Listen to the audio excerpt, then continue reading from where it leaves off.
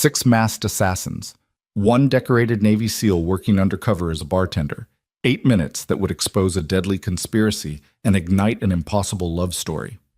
When ex-Special Forces operative Garrett Flynn walked into that San Diego gala, he had no idea his 8-year-old daughter's whispered warning would thrust him back into the world he'd left behind, or that saving billionaire CEO Hannah Clark's life would become the beginning of his greatest mission yet. Before we dive in, drop a comment with your city so I can see how far this story travels.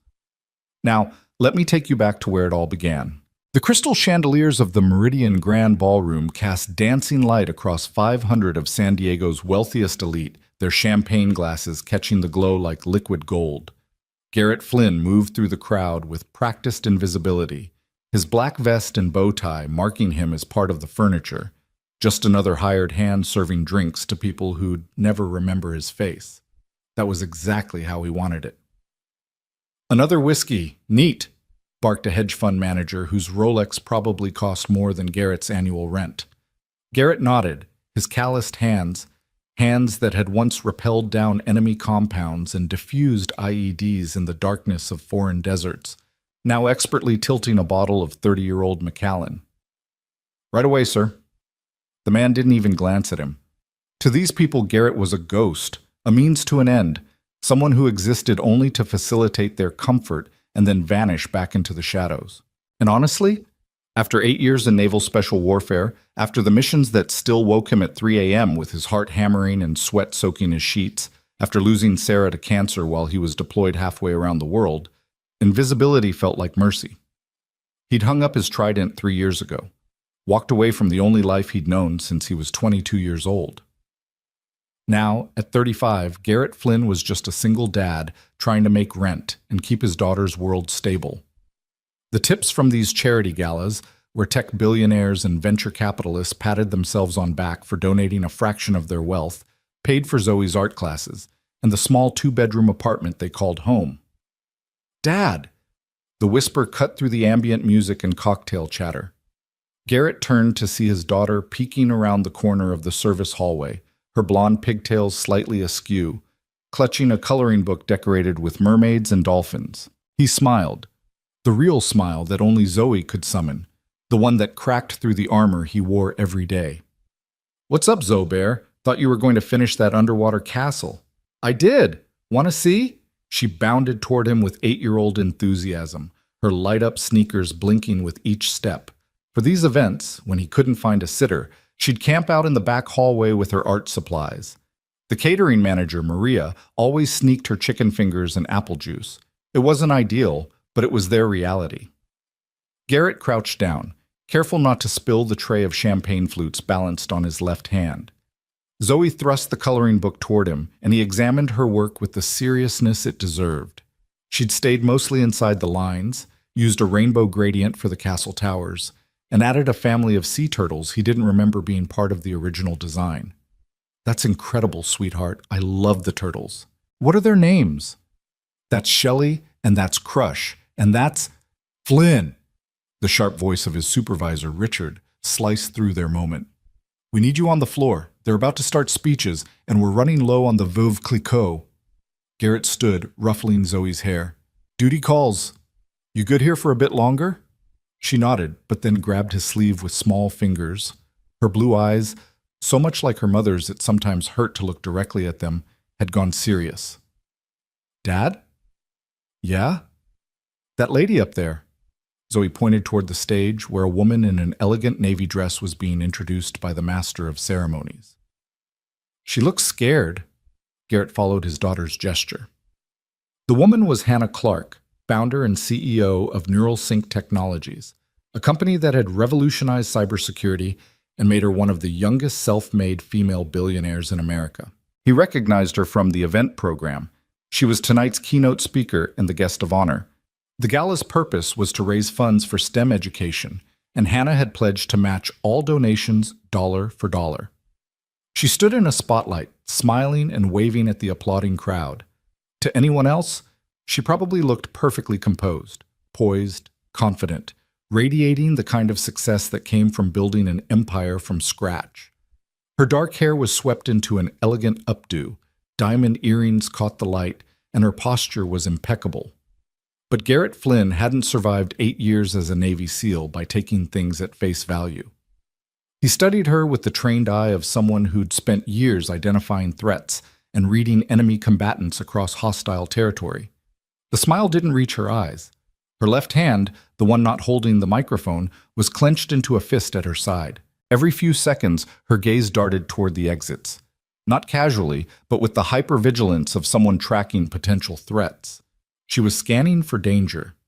"What do you mean, scared?" he asked Zoe, though his instincts were already firing warning signals through his nervous system. "I don't know. Her smile is wrong. Like when you used to smile at parents-teacher conferences after mom died, but you were really sad inside." Jesus. His daughter was far too perceptive for 8 years old. "Flynn, now!" Richard's voice had taken on that particular pitch that meant Garrett's job was on the line if he didn't move. "Stay right here, okay? Don't leave this hallway. Maria's around the corner if you need anything." He squeezed her shoulder, then grabbed a fresh tray and merged back into the crowd. But as he navigated through clusters of donors, his attention kept drifting back to the stage. Hannah Clark had begun her speech, talking about the importance of giving girls access to technology education, about breaking glass ceilings, about creating opportunities. Her voice was smooth, practiced, hitting all the right notes. And she was absolutely terrified. Garrett could see it in the way her breathing was slightly too controlled, in how her free hand had moved to grip the podium's edge, in the almost imperceptible tremor when she reached for her water glass. He'd seen that look before, on hostages, on soldiers pinned down under fire, on people who knew danger was coming but couldn't escape it. And that's why I'm so passionate about ensuring every young woman has the tools to pursue careers in technology, Hannah was saying, her voice projecting confidence that her body language betrayed. Because the future belongs to those we empower today.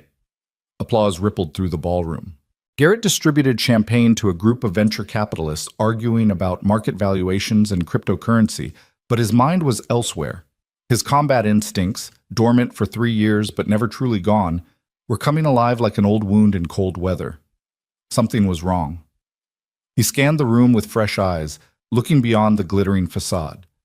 The layout of the ballroom, 4 exits, 2 main doors at the front, service entrance to the kitchen, emergency exit stage left. Security. He'd counted 6 guards when he arrived, standard rent-a-cops with basic training, positioned at entry points. Windows, floor-to-ceiling along the western wall, overlooking the bay. Potential breach points. Too many. His team leader's voice echoed in memory. "Trust your gut, Flynn. If something feels wrong, it usually is. The moment you ignore that feeling is the moment people die." "Excuse me, can I get a refill?" A woman in a dress that probably cost more than his truck waved an empty glass at him. "Of course, ma'am." He poured on autopilot, his eyes continuing their threat assessment. Most of the staff looked familiar. He'd worked a dozen of these events. But there, near the kitchen entrance, were 2 waiters he didn't recognize. Young, fit, with the kind of posture that suggested military training. They weren't serving anyone, just standing in position, watching Hannah. Garrett's pulse kicked up. Maybe he was paranoid. PTSD did that. Made you see threats in shadows, turned birthday balloons into IEDs, transformed fireworks into gunfire. His therapist, Dr. Martinez, had warned him about hypervigilance, about how the brain's threat detection system could go haywire after years of actual combat. But Zoe had noticed something too, and Zoe hadn't spent years in war zones. On stage, Hannah concluded her speech to enthusiastic applause. She smiled, that same wrong smile his daughter had spotted, and accepted a bouquet of flowers from the event coordinator. As she descended the stage stairs, Garrett noticed 2 men in dark suits moving to flank her. Private security, probably, but they looked tense, hands near their waistbands where weapons would be concealed. The evening continued its choreographed dance. Dinner was served, seared Chilean sea bass and herb-crusted lamb, neither of which Garrett would taste. He poured wine, cleared plates, fetched more champagne. All the while, his gaze kept returning to Hannah Clark, now seated at the head table, barely touching her food, speaking in tight smiles with the donors around her. An hour passed, then another. Zoe poked her head out twice more, once to show him she'd started a new coloring page, once to ask when they could go home. "Soon, sweetheart," he promised, though these events usually ran until 11 or midnight. At 9:47 p.m., the lights dimmed for a video presentation about the STEM initiative. Garrett was in the back corner, near the kitchen, when he saw the two unfamiliar waiters exchange a glance. One touched his ear, the universal gesture of someone listening to a communication device. That was when the main doors burst open. The sound of splintering wood cut through the promotional video's soundtrack. Screams erupted as 6 figures in black tactical gear and white masks stormed into the ballroom, moving with military precision. They weren't theatrical about it. No shouting, no waving guns around, just smooth professional efficiency. The lead figure raised a weapon. Not a gun, but something else. Garrett's mind cataloged it instantly. Tranquilizer rifle. Before he could move, the man fired. A dart whistled through the air and struck one of Hannah's bodyguards in the neck. He went down like a puppet with cut strings. "Everyone down! This is a security operation!" The voice boomed from speakers. They'd hacked into the audio system. "Remain seated and no one gets hurt." The ballroom descended into chaos. Guests screamed, dropped to the floor, overturned tables. Wine glasses shattered. Someone's phone clattered across marble. The rent-a-cop security guards reached for their weapons, but 2 were already down from tranquilizer darts. The others hesitated, outgunned and outmatched. The attackers moved as a unit, trained, coordinated. 2 secured the exits. 2 began corralling guests. The remaining 2 headed directly for Hannah Clark. Everything slowed down, the way it always had in combat. That strange temporal distortion where seconds stretched like honey, where Garrett's senses sharpened to impossible acuity. He could hear individual heartbeats, could track multiple moving threats, could calculate angles and distances and outcomes with the cold precision of a machine designed for violence. He'd left the Navy. He'd walked away from warfare. He'd promised Sarah's memory that he'd never go back to that life, that he'd be just a dad, just a regular guy, just someone safe for his daughter to depend on. But here's the thing about training that gets hardwired into your nervous system, about instincts honed across 50 combat missions. You don't forget. Your body doesn't forget. And when innocents are in danger, when you're the only thing standing between predators and prey, you don't get to stay invisible anymore. Garrett's eyes snapped to the service hallway. Through the crowd, he could just see the entrance where Zoe was hidden. She'd be hearing the screams, the chaos. She'd be terrified. "Stay there, baby. Stay hidden. Please, God, stay hidden." The 2 attackers reached Hannah. She'd stood from her seat, backing away, but there was nowhere to go. Her security, what was left of them, were either unconscious or being subdued.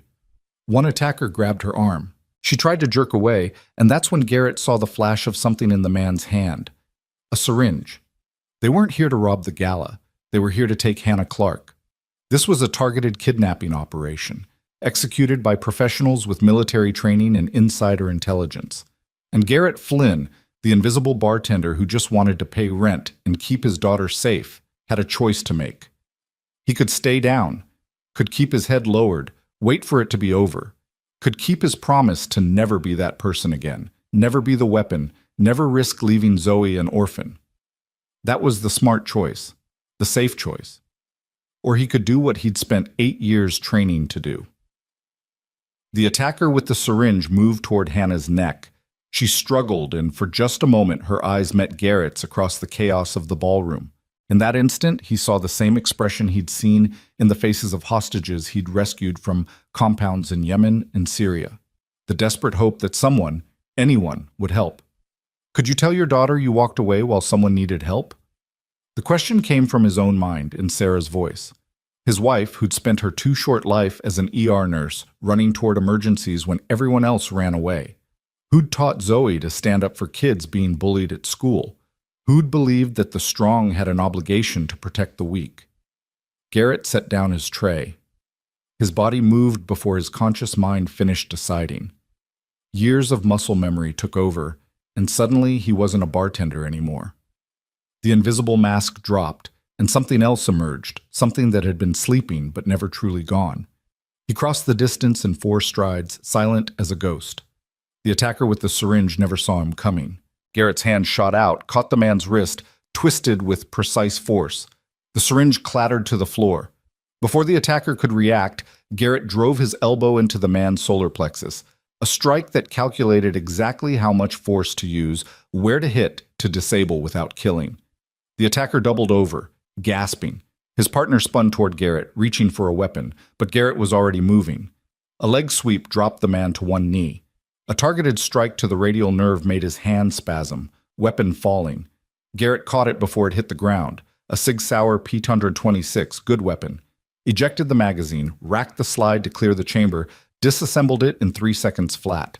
Parts scattered across expensive marble. The entire exchange took 6 seconds. Hannah stared at him, eyes wide with shock. "What?" "Stay behind me." His voice had changed too, harder, colder.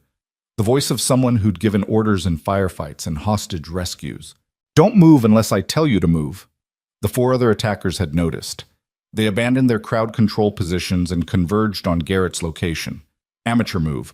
They'd left the exits unsecured, focused all their attention on one target. Poor tactical discipline. "Who the hell is this guy?" one of them said into his comm unit, Russian accent bleeding through. Russian. That was important intel. Garrett filed it away. "I'm just the bartender," Garrett said calmly, positioning himself between Hannah and the incoming threats. His mind was running calculations. 4 hostiles, close quarters, civilians in crossfire zones, unknown weapons loadout, daughter in adjacent hallway, approximately 40 feet away. The lead attacker, the one who'd first entered, raised his tranquilizer rifle. "Stand down, friend. This doesn't concern you." "See, that's where you're wrong. The lady asked for a drink earlier, and I've got a professional obligation to make sure she gets good service." Garrett's hands were loose at his sides, balanced on the balls of his feet. Ready. "Last chance. Walk away." "Can't do that." The attacker fired. Garrett moved, not away from the dart, but toward it, into the shooter's range where the angle became difficult.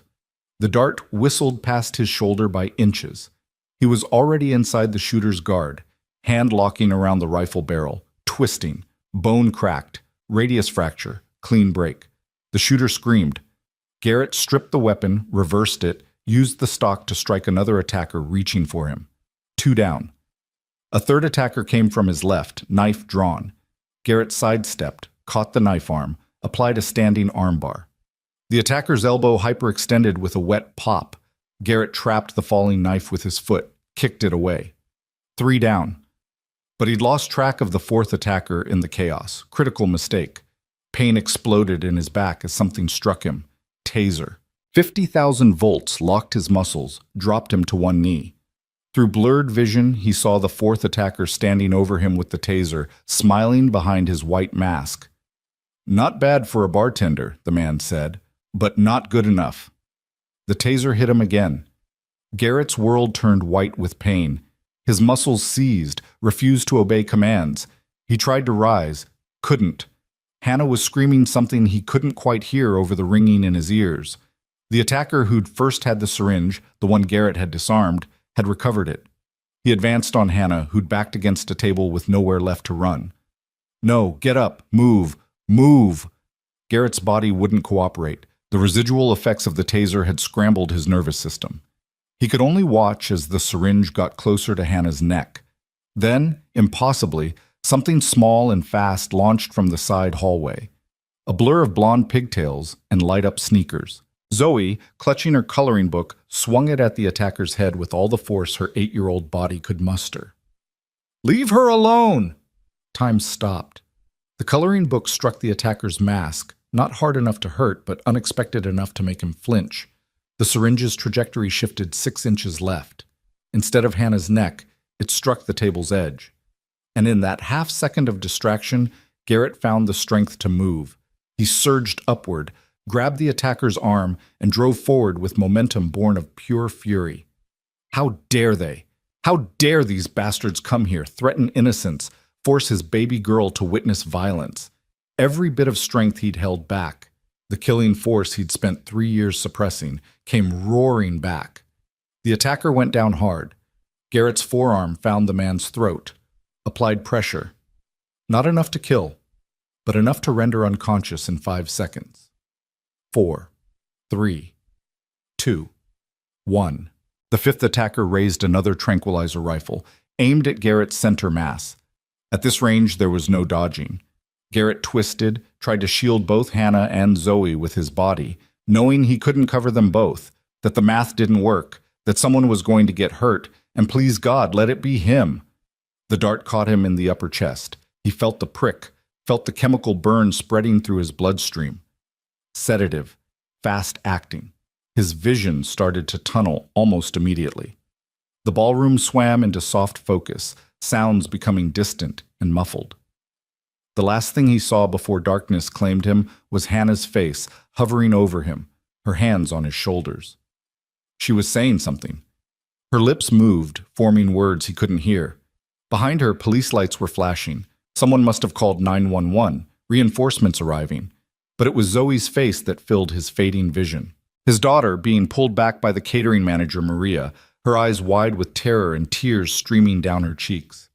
"I'm sorry, Zobear," he tried to say. "I'm so sorry you had to see..." But the words wouldn't come. The sedative pulled him down into chemical oblivion, and the world went black. The darkness lasted forever, and no time at all. In the space between consciousness and oblivion, Garrett drifted through memories that felt more real than reality. Sarah, laughing at their tiny apartment in Virginia Beach, her nurse's scrubs still on, dancing to old Motown while making dinner. "Come on, babe, you can't tell me Navy SEALs don't know how to dance." And him, spinning her around the kitchen, her joy infectious enough to make him forget the mission briefing waiting on his phone. The first time he held Zoe, this impossibly small human who'd somehow become his entire universe in the span of a heartbeat. Sarah exhausted but radiant beside him. "She has your eyes," she'd whispered. "Poor thing." Then darker memories. The ones that lived in locked rooms in his mind.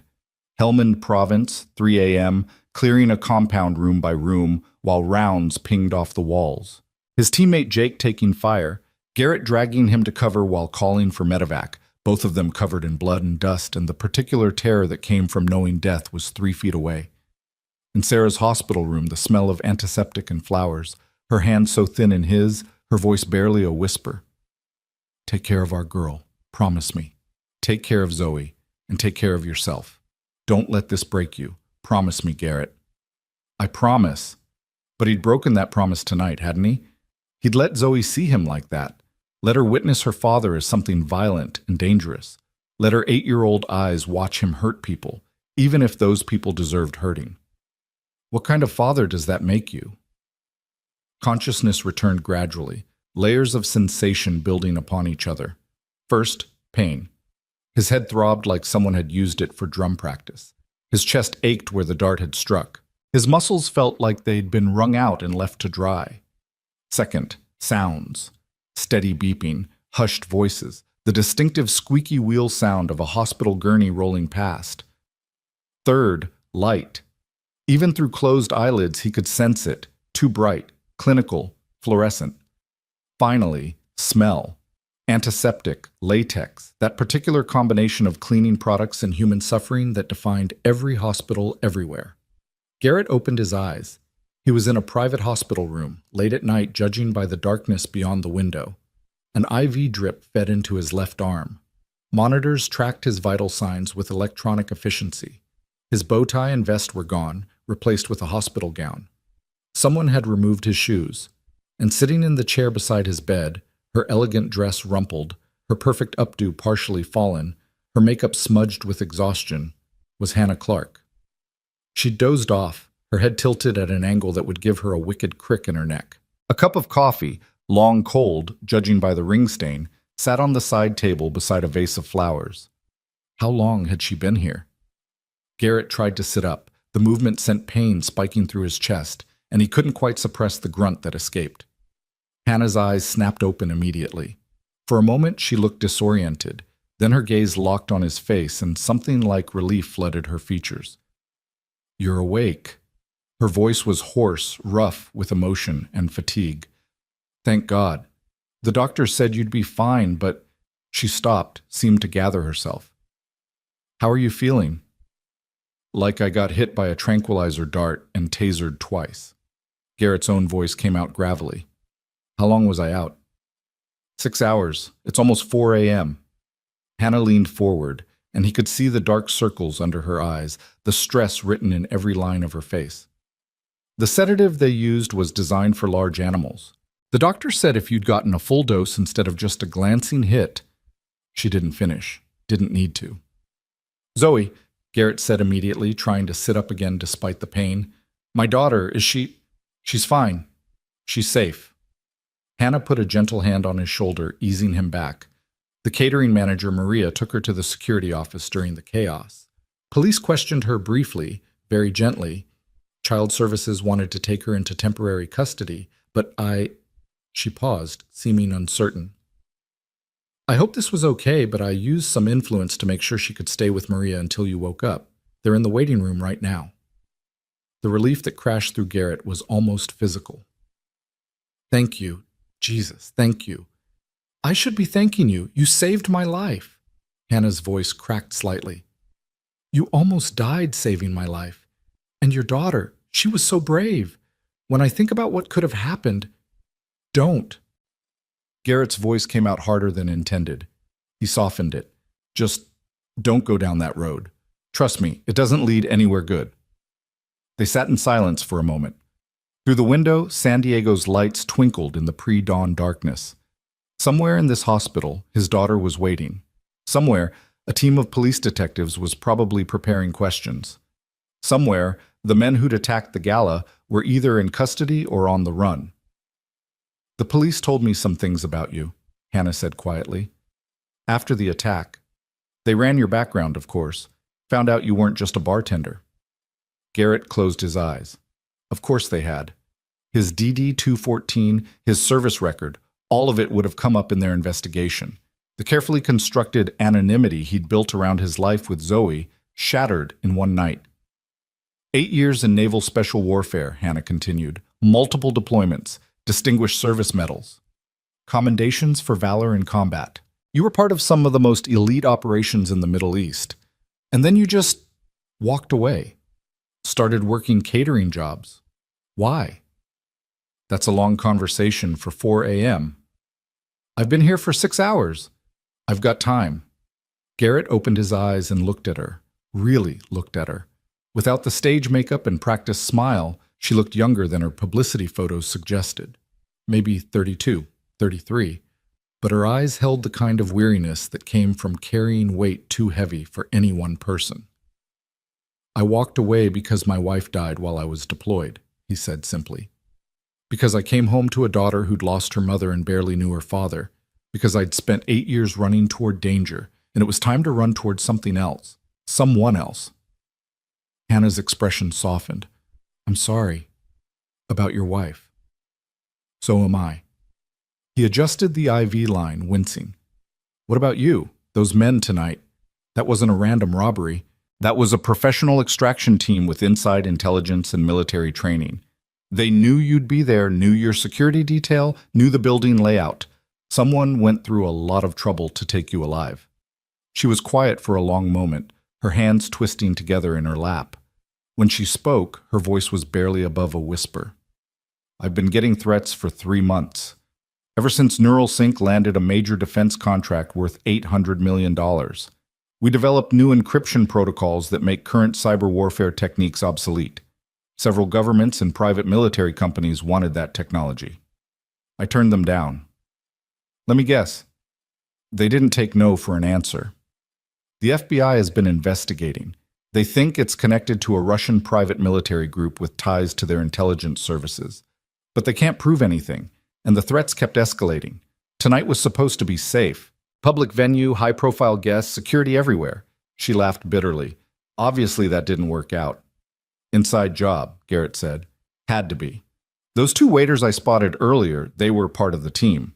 They fed intel to the attack squad, probably disabled some of your security measures before the breach. Hannah's eyes widened. You spotted them? Before the attack? Training.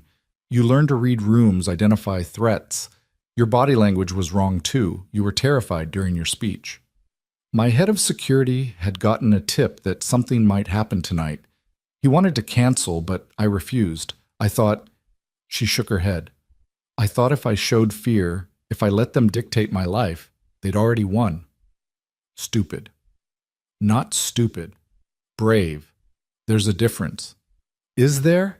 Because brave almost got me kidnapped tonight, almost got you killed, almost traumatized your little girl. Hannah's composure cracked, and Garrett saw tears forming in her eyes. I keep thinking about what would have happened if you hadn't been there, if you hadn't, but I was there, and you're safe. That's what matters. For now. But what about tomorrow? Next week? These people don't give up, Garrett. They want what I have, and they won't stop until they get it, or I'm dead. She wiped at her eyes angrily, as if mad at herself for showing weakness. The FBI agent I spoke with earlier suggested I go into protective custody. Disappear for a while. But I have a company to run, employees depending on me, contracts to fulfill. A knock at the door interrupted her. A police detective entered, followed by a woman in an FBI windbreaker. Behind them, Garrett caught a glimpse of Maria holding Zoe's hand in the hallway. Mr. Flynn, glad to see you're awake, the detective said. I'm Detective Morrison. This is Special Agent Chen. We need to ask you some questions about tonight's events. Can I see my doctor first? The detective glanced at Agent Chen, who nodded. 5 minutes? Maria led Zoe into the room. His daughter looked so small, still in her jeans and unicorn t-shirt, her pigtails messy from hours of stress. The moment she saw him, she burst into tears and ran to the bedside. Daddy! Garrett wrapped his good arm around her, pulled her close despite the pain it caused. She buried her face in his shoulder, her small body shaking with sobs. I'm okay, Zobeir. I'm okay. You're so brave. You were so brave tonight. I was scared. I thought they were going to... She couldn't finish, just held on to him tighter. I know, baby, I know. But it's over now. Everyone's safe. He stroked her hair, meeting Hannah's eyes over Zoe's head.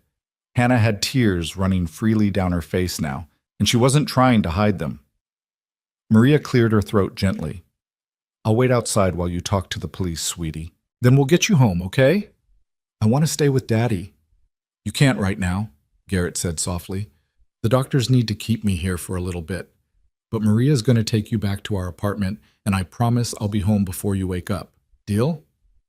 Promise? Promise. It took another few minutes of reassurance before Zoe would let go. Maria led her back to the waiting room, and Garrett watched them go with an ache in his chest that had nothing to do with tranquilizer darts or tasers. The questioning took 45 minutes. He walked them through the evening from his perspective, spotting the unusual waiters, noticing Hannah's distress, the attack itself, his response. He left nothing out. His training, his combat experience, the specific techniques he'd used. Let them know exactly who they were dealing with. 6 hostiles neutralized or delayed by 1 bartender, Agent Chen said, not quite hiding her skepticism. That's remarkable. I had help. Garrett looked at Hannah. And motivation. When they finally left, promising to follow up later, the sky outside had begun to lighten with dawn's approach.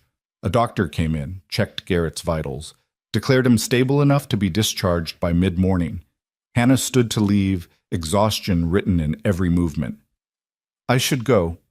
Let you rest. I needed to make sure you were okay. That's all. Hannah. She stopped at the door. You asked me earlier why I left the Navy. I told you it was for Zoe, and that's true. But it was also because I got tired of fighting other people's wars. He met her eyes. What happened tonight? That wasn't your fault. You didn't ask for this. And you don't deserve to spend the rest of your life looking over your shoulder. I don't have much choice. There's always a choice. Sometimes they all suck, but they exist. He paused, weighing his next words carefully. If you need help, real help, not FBI protective custody or rent-a-cops who go down in the first 30 seconds, I know people. Guys from my old unit who do private security now. I could make some calls. Why would you do that? You don't even know me. Because my daughter has to grow up in this world.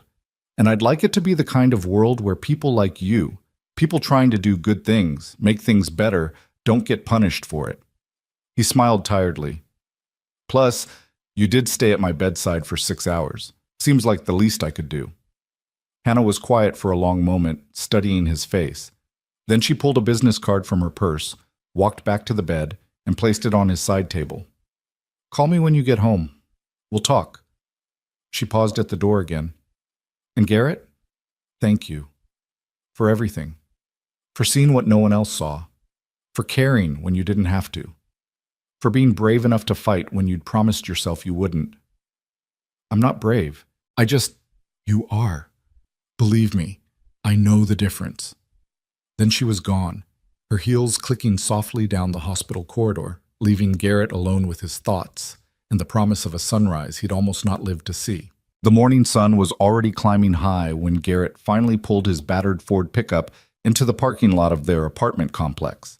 The discharge paperwork sat on the passenger seat, along with prescriptions for pain medication he probably wouldn't take and a follow-up appointment he'd probably miss. His chest still ached where the dart had hit. His muscles protested every movement. But he was alive and he was home. That was enough. Maria's car was already parked in its usual spot.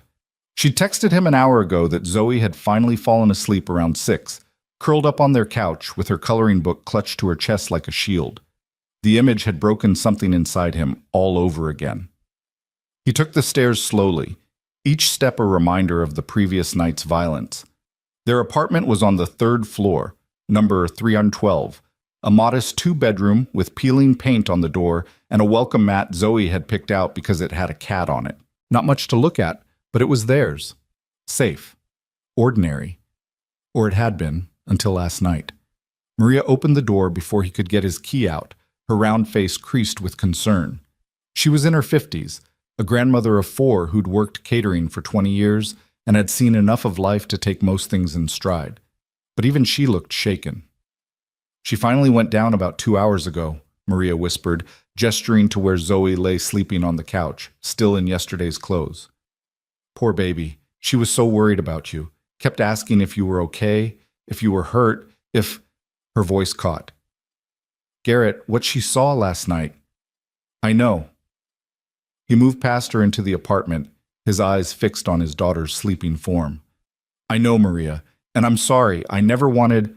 Don't you dare apologize for protecting people. Maria's voice was fierce despite its low volume. What you did was heroic. Stupid, maybe, but heroic. Those men would have taken Ms.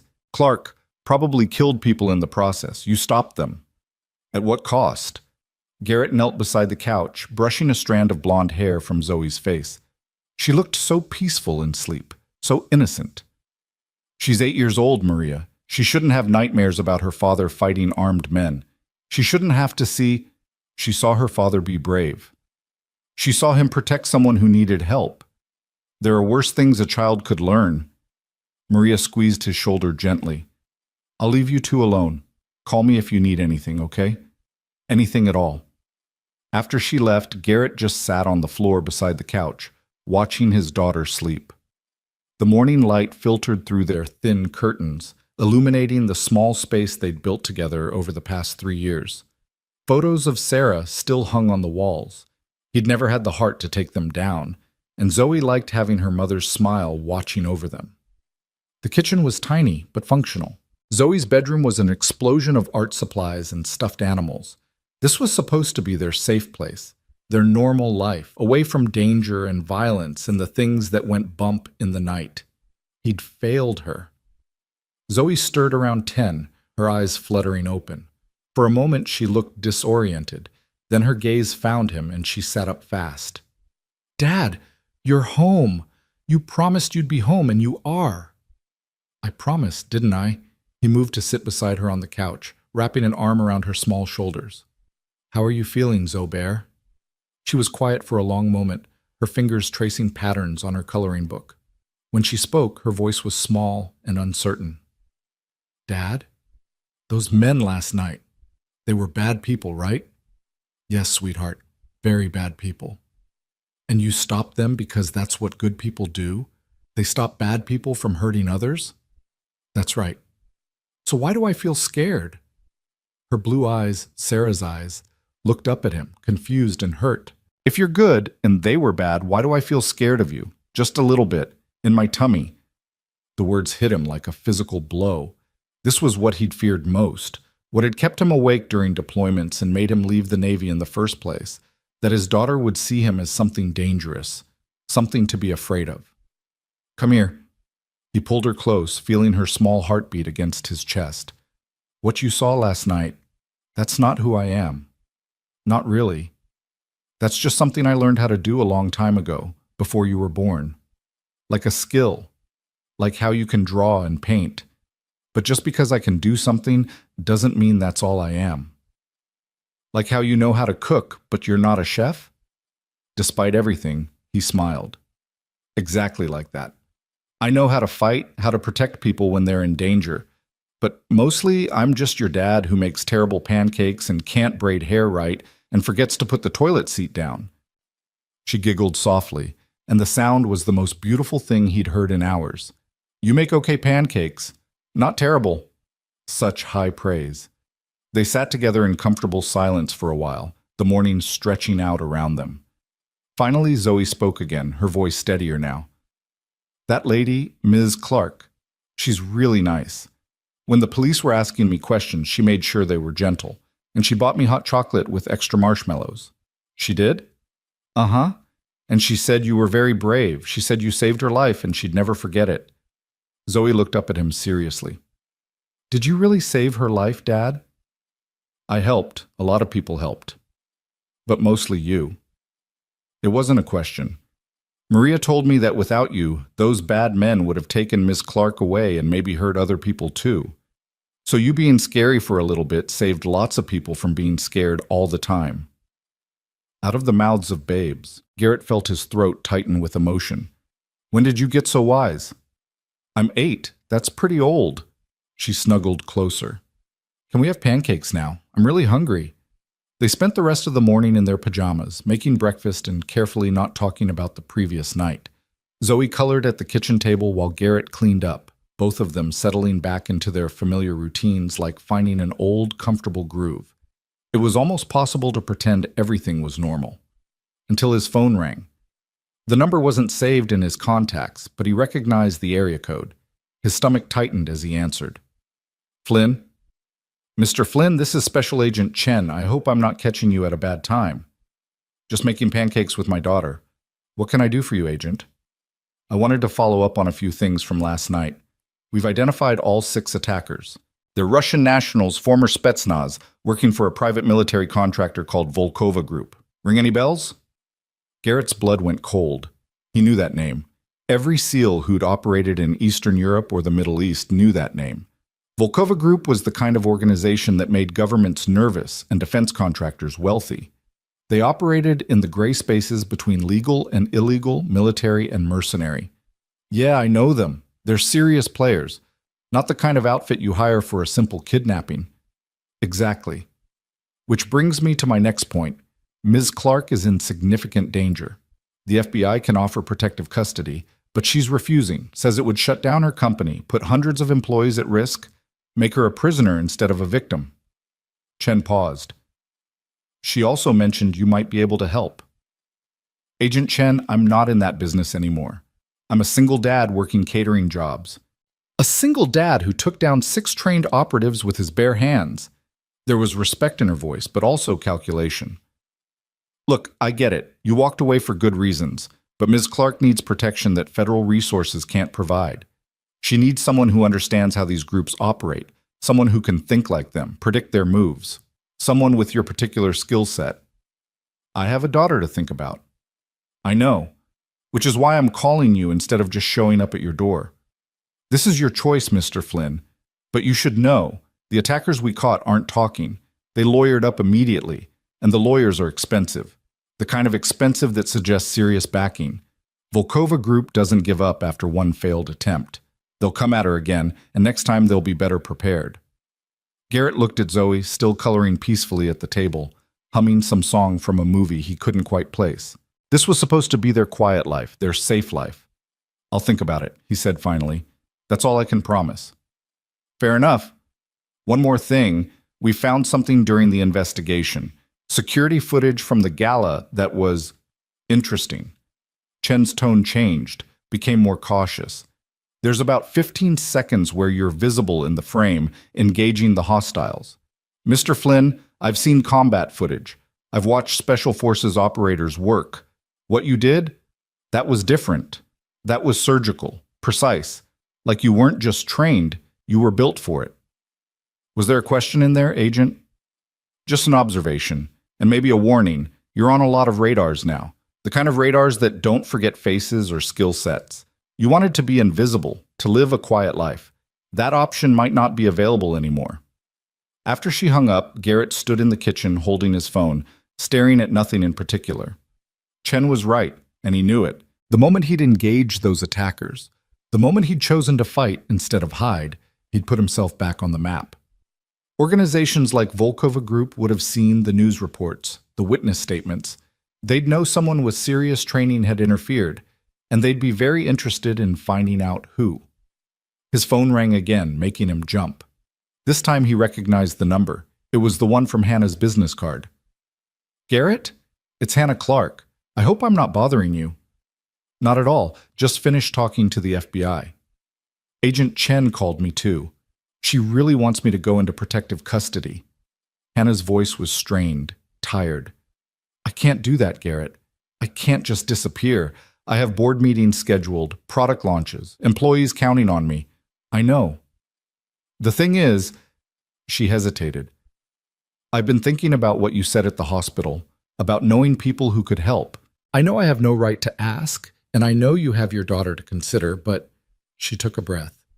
Would you be willing to meet with me, just to talk about options?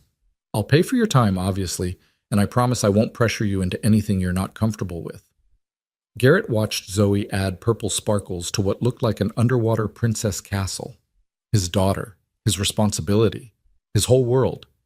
But then he thought about Hannah's face on that stage, the fear she'd tried so hard to hide, the desperation in her eyes when those men had grabbed her, the reality that she'd spent every day looking over her shoulder, waiting for the next attack, unless someone helped her. When did you want to meet? They agreed on that afternoon, at a coffee shop in La Jolla that Hannah said had good privacy and better security. Garrett called Maria to ask if she could watch Zoe for a few hours. She agreed without hesitation, sensing this was important. Dad, where are you going? Zoe asked as he changed into clean jeans and a button-down shirt, the closest thing to professional he owned. Just a meeting with Ms. Clark. Remember the lady from last night? Are you going to help her? Those 8-year-old eyes pinned him with uncomfortable accuracy. I don't know yet, sweetheart. That's what we're going to talk about. I think you should. Zoe went back to her coloring. She needs you, and Mom always said we should help people who need us. How did you argue with that? The coffee shop was tucked into a corner of La Jolla's tourist district, surrounded by art galleries and overpriced boutiques. Hannah was already there when Garrett arrived, sitting at a back corner table wearing designer jeans and a simple blouse, a far cry from the elegant gown of the previous night. She'd pulled her dark hair into a ponytail and wore minimal makeup. Without the CEO armor, she looked younger, more vulnerable. She stood when she saw him, extending a hand. Thank you for coming. I know this is probably the last thing you want to deal with. It's fine. He shook her hand, firm grip, confident, and sat down. You look better than you did at 4 a.m. Low bar. She smiled, but it didn't reach her eyes. I got maybe 2 hours of sleep, kept replaying last night over and over. What happened? What could have happened? What will happen next? A barista came over, and they ordered black coffee for him, some complicated latte for her. When they were alone again, Hannah folded her hands on the table and looked at him directly. I'm going to be straight with you because I think you appreciate that. The FBI says Volkova Group won't stop. They've invested too much money and resources into getting their hands on my encryption technology. If they can't buy it, they'll steal it. And if they can't steal it, they'll take me and force me to give it to them. Agent Chen mentioned that. What she probably didn't mention is that I've already had 2 attempts on my life before last night. One car accident that wasn't really an accident, one break-in at my home that wasn't really a robbery. My security team has stopped 3 more attempts we can prove and probably a dozen we can't. Hannah's voice was steady, but her hands trembled slightly. I'm 28 years old, Garrett. I built my company from scratch in my dorm room at MIT. I turned down billions in acquisition offers because I believed in what we were creating, technology that could protect people's privacy, keep their data safe from government overreach and corporate exploitation. And now I'm being punished for that belief. I'm sorry, that's not fair. Life rarely is. She took a sip of her latte. But here's what I've learned. I can either accept being a victim or I can fight back. Going into protective custody is accepting being a victim. It's letting them win without even taking me. So I'm choosing to fight. But I can't do it alone. Garrett leaned back in his chair, studying her. There was steel underneath the exhaustion, a core of determination that reminded him of some of the toughest officers he'd served under.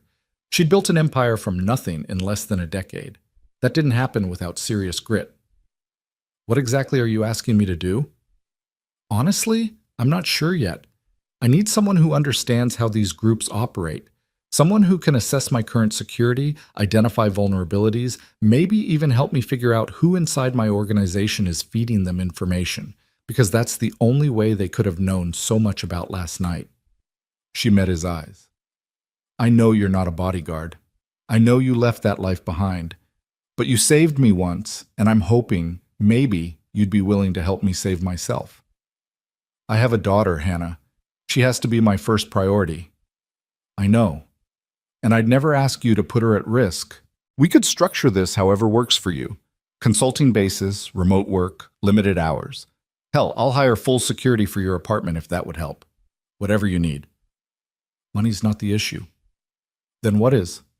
Garrett was quiet for a long moment, choosing his words carefully. When I was in the teams, I saw things. Did things. Some of them necessary, some of them I'm still not sure about. I watched good men die because of split-second decisions, because of intelligence that was wrong, because chaos doesn't care about training or skill or good intentions. And I lived with that. Had to compartmentalize it, lock it away, tell myself it was for a greater good. He looked out the window at the tourists walking by, normal people living normal lives. When Sarah got sick, I was deployed. Couldn't get home in time. She died surrounded by nurses and chaplains while I was 8,000 miles away in a country I can't even name, doing work I can't ever talk about. And I realized, what's the point of saving the world if you lose everything that makes your world worth saving? Hannah's eyes glistened with unshed tears. I can't imagine what that must have been like. I came home to a daughter who barely knew me, who'd lost her mother and was terrified she'd lose her father too. And I made a promise, to her, to Sarah's memory, to myself, that I was done. Done being that person, done living that life, done risking everything for fights that weren't mine. He turned back to face her. Last night broke that promise, and I saw the look in Zoe's eyes afterward, the fear, the confusion, the worry that her dad might not come home next time. I understand, and I'm not going to pressure you or guilt you or let me finish. He held up a hand. But I also saw your face when those men grabbed you, and I thought about what would have happened if I'd done nothing, if I'd stayed invisible like I wanted to.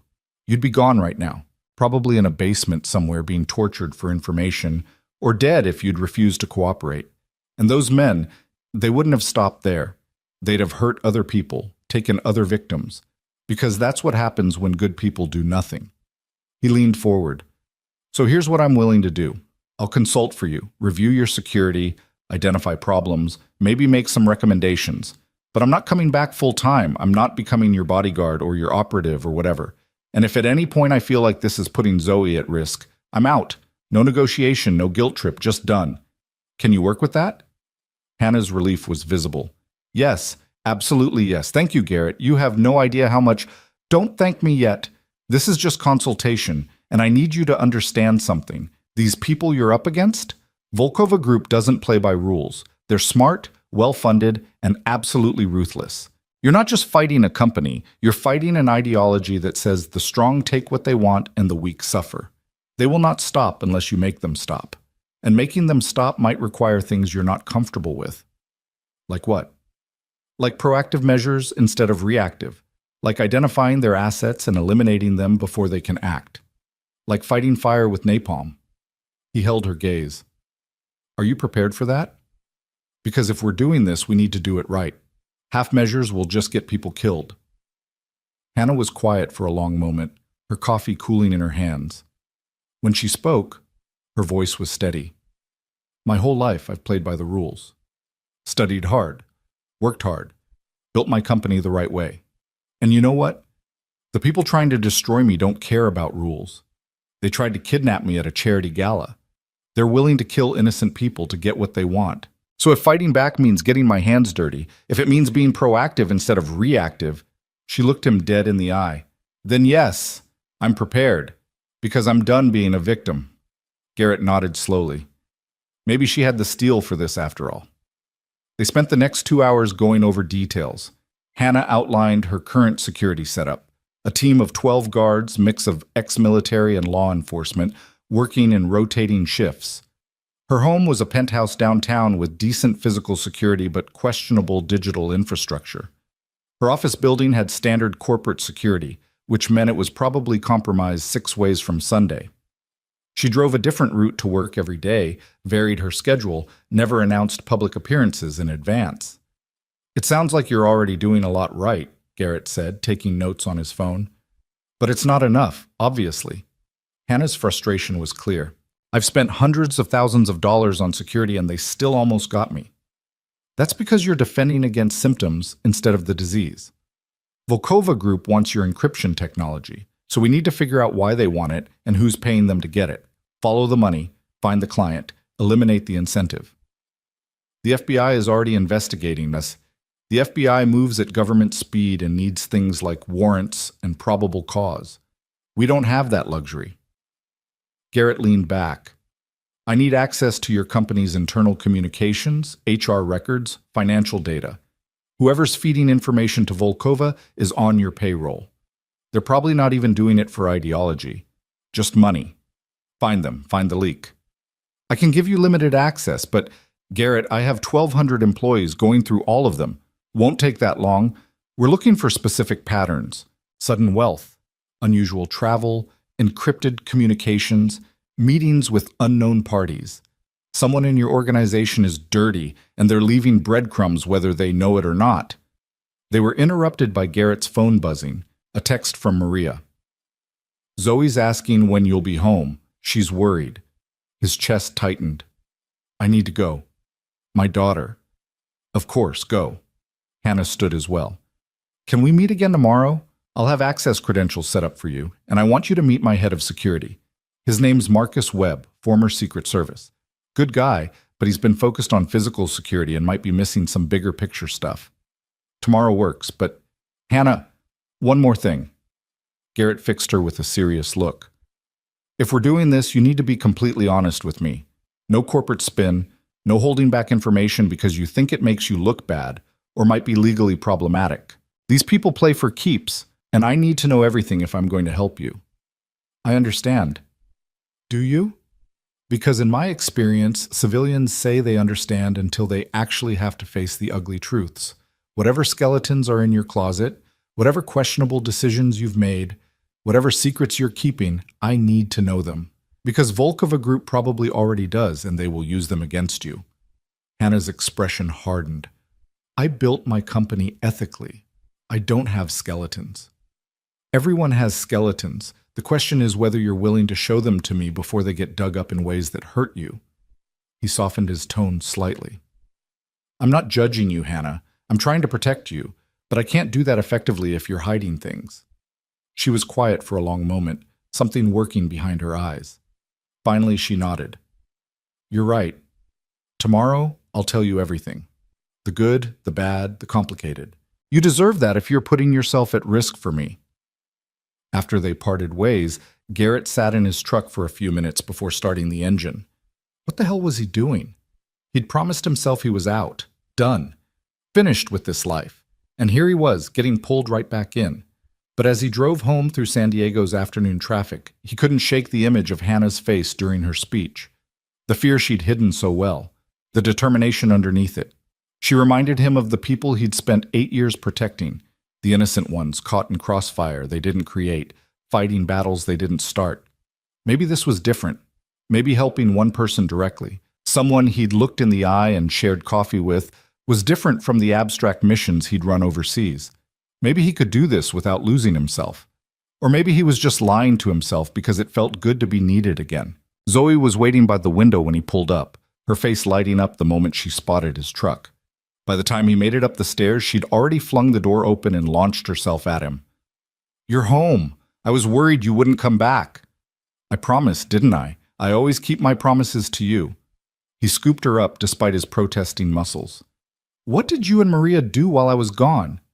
"We made cookies, and I drew you a picture, and Maria taught me how to braid my own hair, see?" She pointed to a slightly lopsided but definitely recognizable braid. "That's amazing, Zobair. You're getting so good at new things."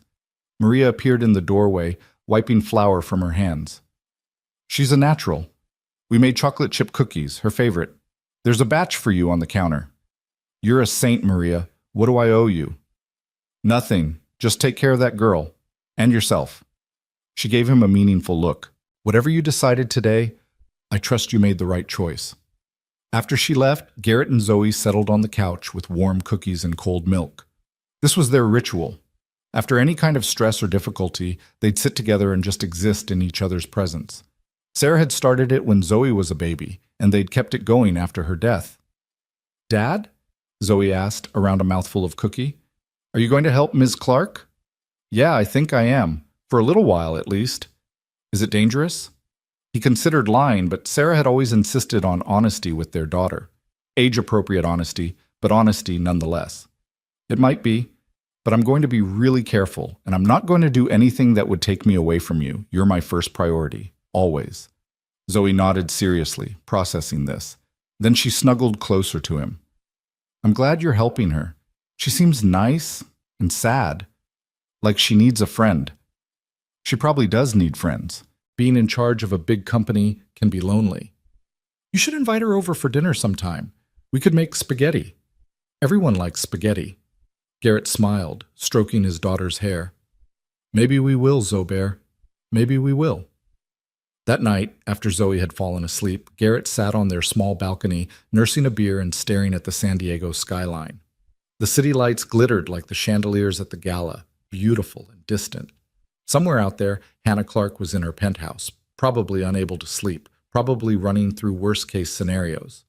Somewhere else, men from Volkova Group were regrouping, planning their next move, calculating how to get what they wanted. And here he was, a single dad in a cheap apartment, somehow standing between them. His phone buzzed with an email from Hannah. The subject line read, "Access credentials and background files." Inside were login details for NeuralSync's security systems and encrypted folders containing personnel files, financial records, security assessments. She'd given him the keys to her kingdom without hesitation. Either she was desperate or she trusted him. Maybe both. Garrett opened the files and began to read. If he was doing this, really doing this, he needed to understand what he was protecting and who might want to destroy it. The encryption technology NeuralSync had developed was impressive, even to his limited understanding. It used quantum entanglement principles to create unbreakable codes, making current hacking methods obsolete. No wonder governments and military contractors wanted it. This kind of technology could shift the balance of power in cyber warfare, and if it fell into the wrong hands... He closed his laptop and finished his beer. Tomorrow he'd dive deeper, start the real work. Tonight, he just wanted to sit here and be grateful he was alive. His daughter was safe, and they still had each other. The rest could wait until morning. But as he headed inside to sleep, Garrett couldn't shake the feeling that he'd just stepped onto a path with no clear exit. That helping Hannah Clark wasn't going to be the simple consultation he'd promised himself it would be. That the invisible life he'd built was already crumbling, and there was no going back. He checked on Zoe one more time before bed. She slept peacefully, her coloring book open to a new picture she'd started, a knight protecting a princess from a dragon. The knight had messy brown hair and looked suspiciously like him. "Sleep tight, Zobair," he whispered. "I'll keep you safe. I promise." And he meant it. Whatever happened next, whatever dangers came their way, whatever choices he had to make, Zoe would always come first. She was his mission now, his purpose, his reason for fighting. Everything else was just details. The next 3 weeks blurred together in a pattern Garrett hadn't experienced since his Navy days. Mornings with Zoe, breakfast, getting her ready for school, walking her to the bus stop. Then the drive downtown to Neuralsync's headquarters, a gleaming tower of glass and steel that screamed Silicon Valley money. Afternoons buried in security protocols, personnel files, and digital forensics. Evenings back home for dinner, homework help, bedtime stories. Then late nights on his laptop, following digital breadcrumbs that might lead to whoever was selling Hannah out from the inside. It was exhausting. It was consuming. And if Garrett was honest with himself, some part of him had missed it. Marcus Webb, Hannah's head of security, had been skeptical at first. He was a mountain of a man in his late 40s, with the ramrod posture and suspicious eyes of someone who'd spent 20 years protecting presidents and diplomats. Their first meeting had been tense, circling each other like wolves establishing hierarchy. "So you're the bartender who took down 6 Spetsnaz operators," Marcus had said, arms crossed over his considerable chest. "That's quite a trick." "I got lucky, and they weren't expecting resistance." "Bullshit.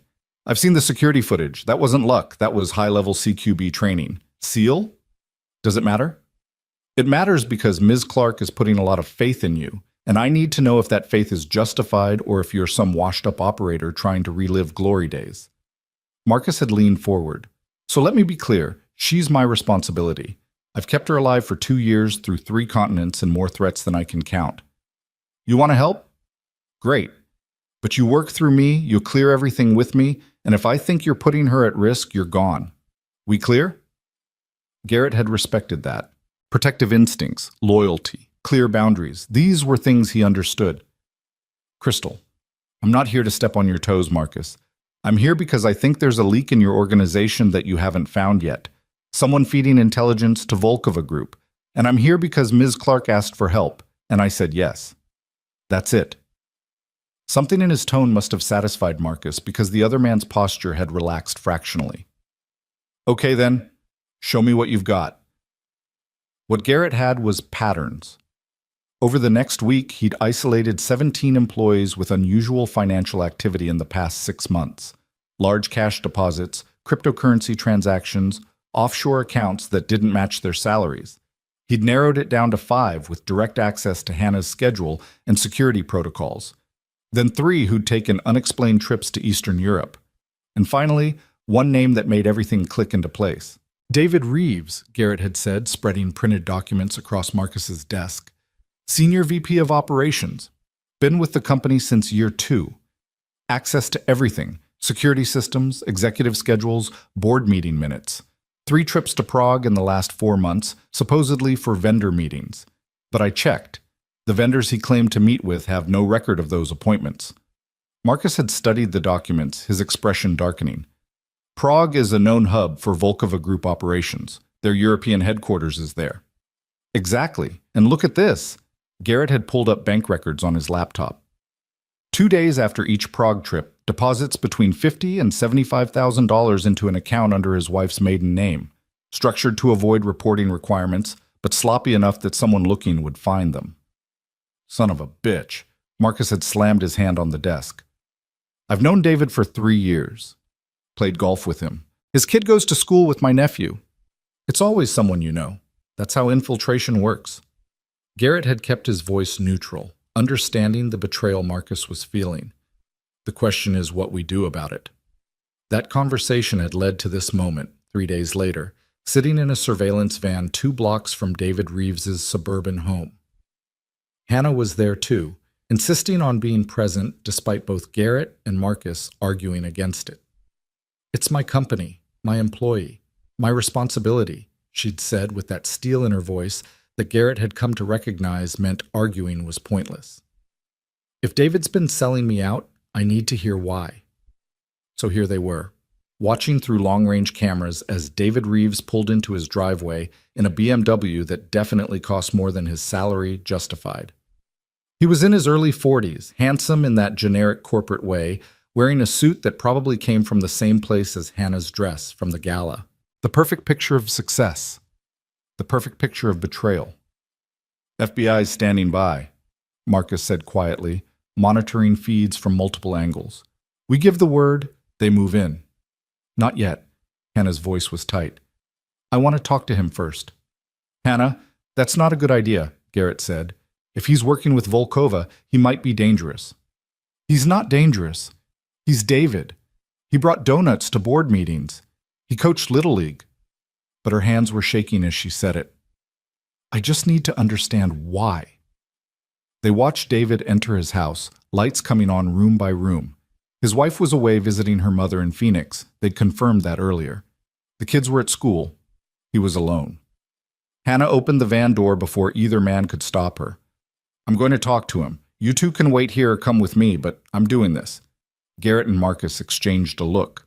Then Garrett sighed and checked his concealed carry, a Glock 19 he'd started wearing again, though it felt strange after 3 years.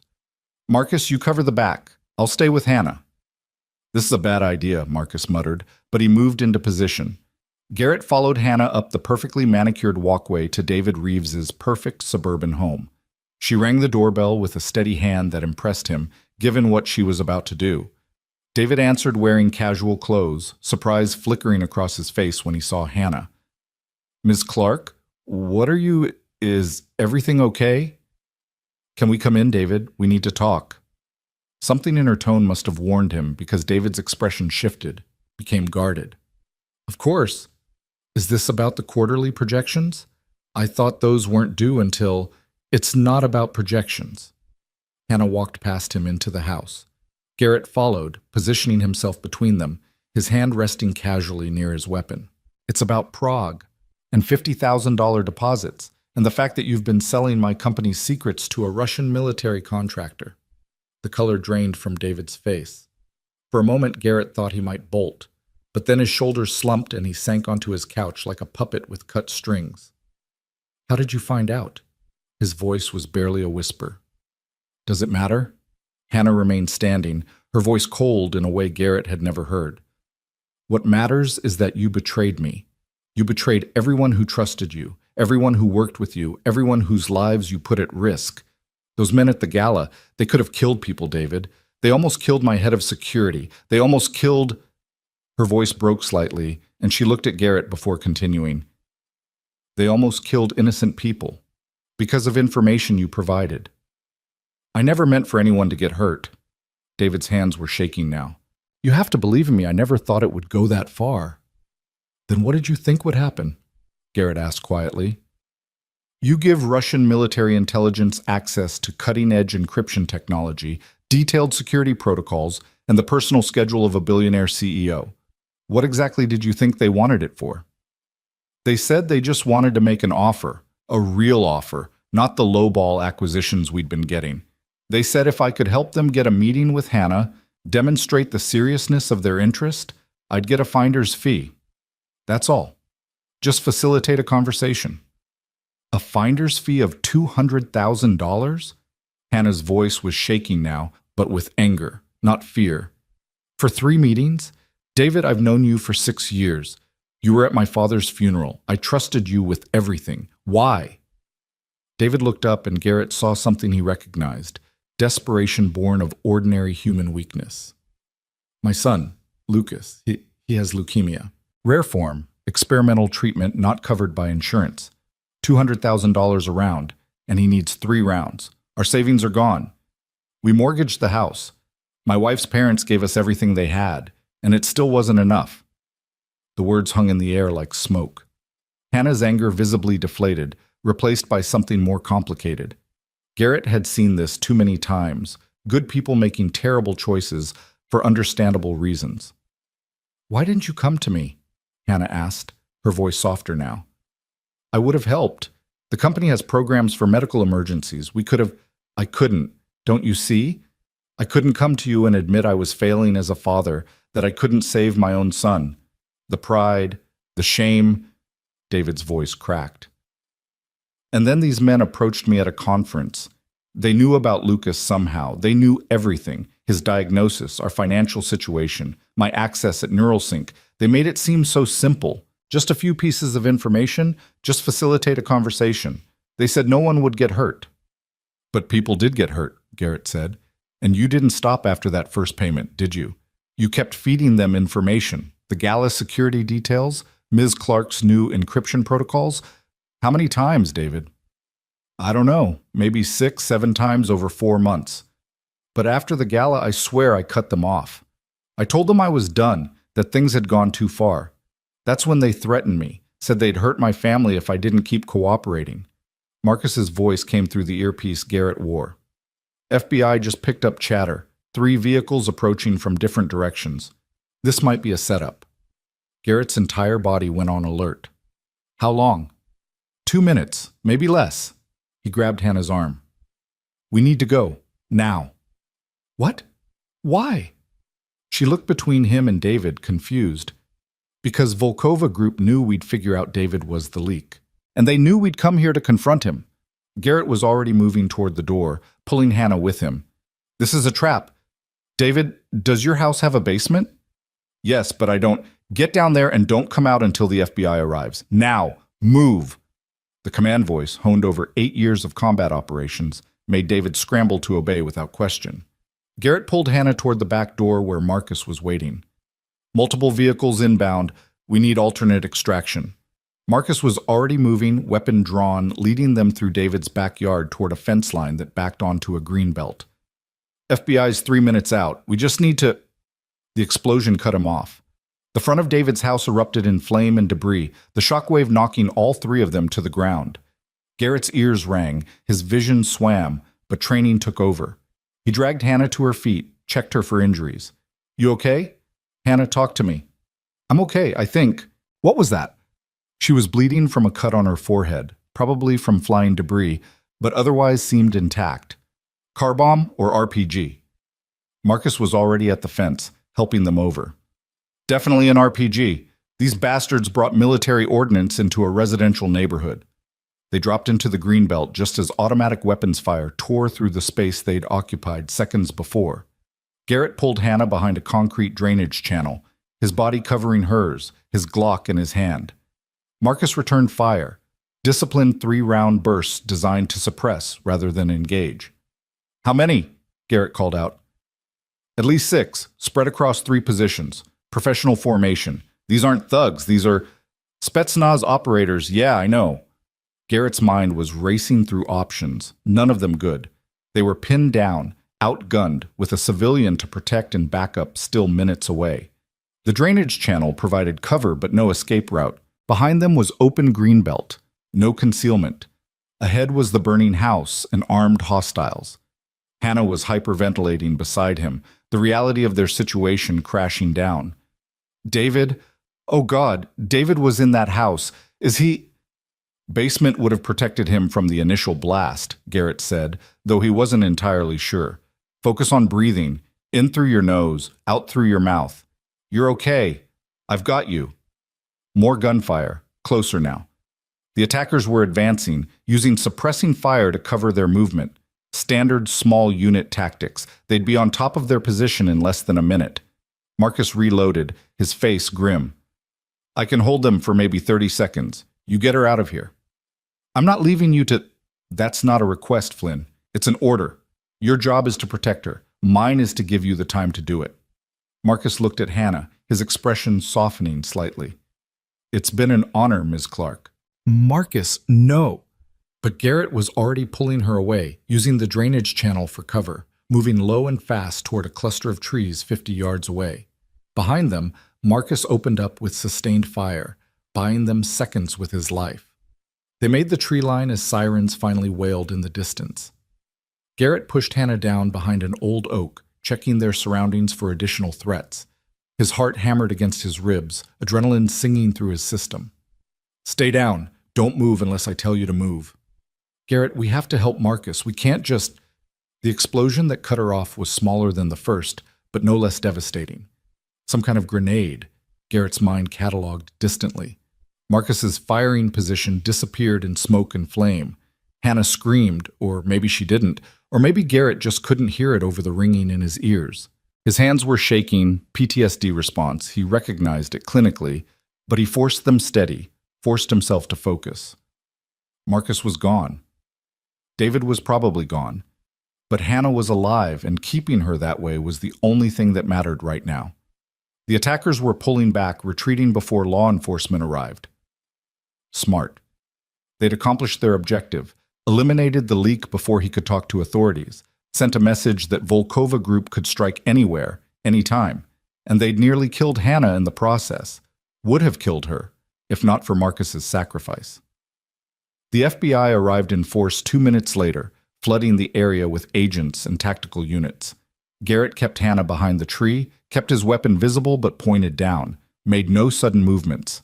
The last thing they needed was friendly fire from amped-up federal agents.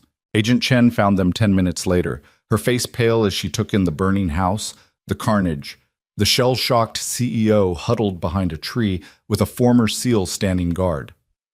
"Jesus Christ, are you hurt?" "We're okay," Garrett said. Marcus Webb, Hannah's head of security, he was covering our extraction. He didn't make it. And David Reeves, the leak we identified, he was in the house when it exploded. "Basement," Hannah said suddenly, her voice hoarse. "David went to the basement. You have to check the basement." 2 hours later, sitting in an FBI mobile command center 3 blocks away, they got confirmation. David Reeves had survived, barely.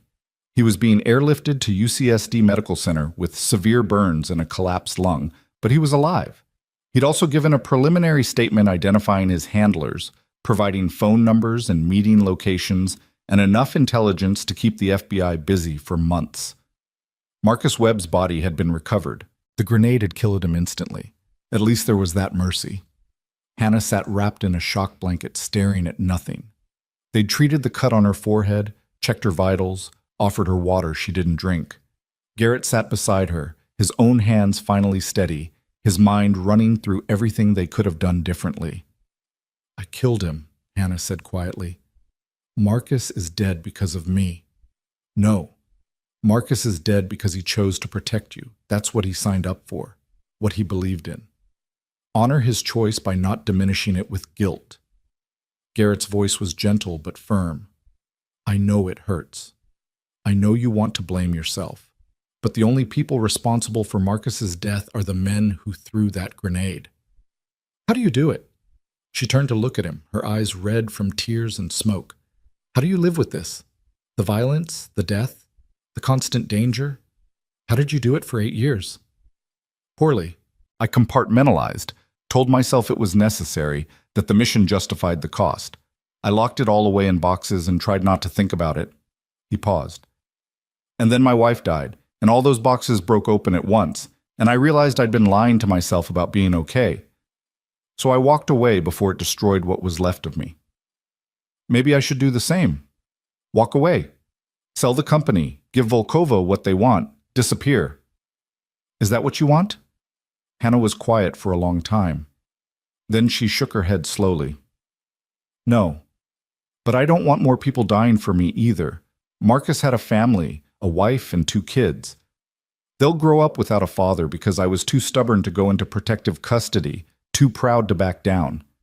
Or they'll grow up knowing their father died protecting someone who was trying to make the world better, that he stood between innocent people and evil, and he didn't flinch." Garrett leaned forward. "I won't lie to you, Hannah. This is only going to get worse. Volkova doesn't quit. They'll keep coming, keep escalating, until they get what they want or we stop them. And stopping them will require things that might keep you up at night." "What are you saying?" "I'm saying we can't keep playing defense. They're too well-funded, too connected, too ruthless. If we want to end this, we need to go on offense. Find who's paying Volkova, cut off their funding, eliminate their resources. Make it too expensive to keep coming after you." "You mean kill people?" Garrett met her eyes. "I mean neutralize threats using whatever means necessary. Sometimes that's legal channels. Sometimes it's not. The question is whether you can live with that." "I don't know." Hannah's voice was barely a whisper. "A month ago, I was a CEO worried about quarterly earnings and product launches. Now I'm sitting in an FBI command center talking about killing people. How did my life become this?" "It became this the moment you created something valuable enough to threaten powerful interests. Welcome to the big leagues." He said it without irony or humor. "But you don't have to fight. You can walk away, like you said. Sell to the highest bidder, take your billions, disappear into comfortable obscurity. No one would blame you." "Would you?" The question caught him off guard. "Would I what?" "Would you blame me? If I quit, If I let them win because I was too scared to keep fighting. Garrett thought about that, really thought about it. Thought about Sarah and the promise he'd made to her. Thought about Zoe and the kind of world he wanted her to grow up in. Thought about men like Marcus who died protecting principles they believed in. No, he said finally. I wouldn't blame you. Fear is natural human. Self-preservation is hardwired into us. Walking away doesn't make you weak. It makes you smart enough to know when you're outmatched. Hannah nodded slowly, processing this. Then she did something that surprised him. She laughed, short, bitter, but genuine. You know what the funny thing is? I left MIT with nothing but code on a laptop and an idea that encryption could be democratized. I built Neural Sync in my dorm room, funded by student loans and credit cards. My investors told me I was crazy, that I'd never compete against established players, that I should sell out to Google or Microsoft while I still could. She looked at Garrett with something fierce in her eyes. I didn't build this company to be smart or safe. I built it because I believe people deserve privacy, deserve protection from governments and corporations that treat personal data as a commodity.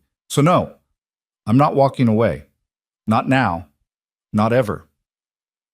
There was the steel Garrett had first seen at the gala, under the fear and practiced smiles. This was the woman who'd built an empire from nothing, who'd stared down boardrooms full of men twice her age and won. Okay then, he said simply. Then we fight. But we do it smart, and we do it my way. No more public appearances without advanced planning. No more predictable routines. You essentially go dark while we figure out who's pulling Volkova's strings. What about my company? I have responsibilities, employees counting on me. Your company will survive a few weeks of remote management better than it'll survive you being kidnapped or killed. We use this time to investigate, to follow the money trail, to identify vulnerabilities in Volkova's operations. And when we find an opening, he didn't finish, didn't need to. Agent Chen returned before Hannah could respond. We've got teams sweeping the area for evidence, but it looks like the attack squad evacuated before we arrived. Professional, coordinated, exactly what we'd expect from Volkova Group. She sat down across from them, her expression grave. I'm going to be honest with you both. This is escalating beyond what the FBI can effectively manage. These people brought military explosives into an American suburb in broad daylight. They executed a coordinated assault that killed a federal witness and a security professional. This is approaching terrorism, and that means bigger agencies getting involved. How long until those bigger agencies actually do something? Garrett asked. Days, maybe weeks. Interagency coordination isn't fast. Chen looked at Hannah.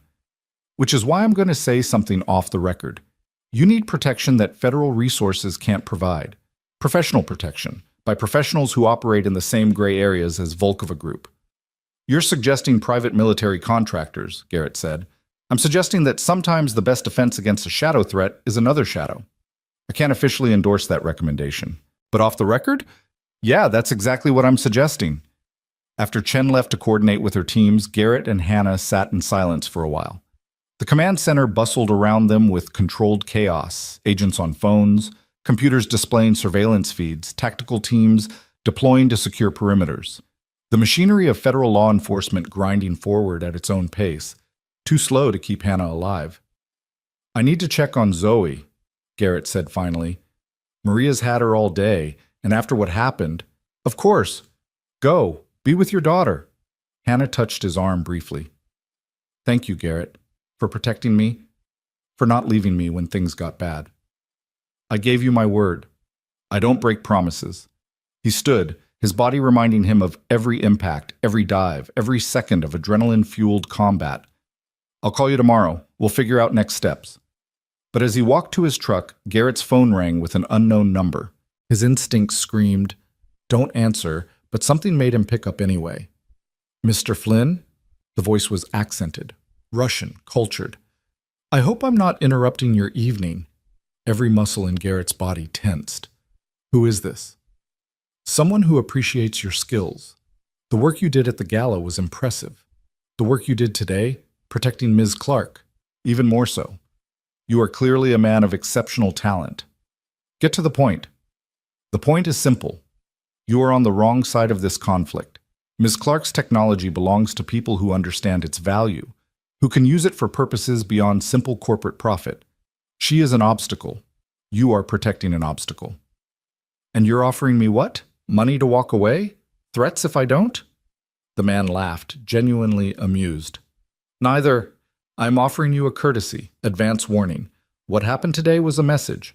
The next message will be more direct. Tell me, Mr. Flynn, does your daughter still attend Lincoln Elementary School? Does she still get picked up by Maria Rodriguez most afternoons at 3:15? Garrett's blood turned to ice. His hand tightened on the phone so hard the case creaked.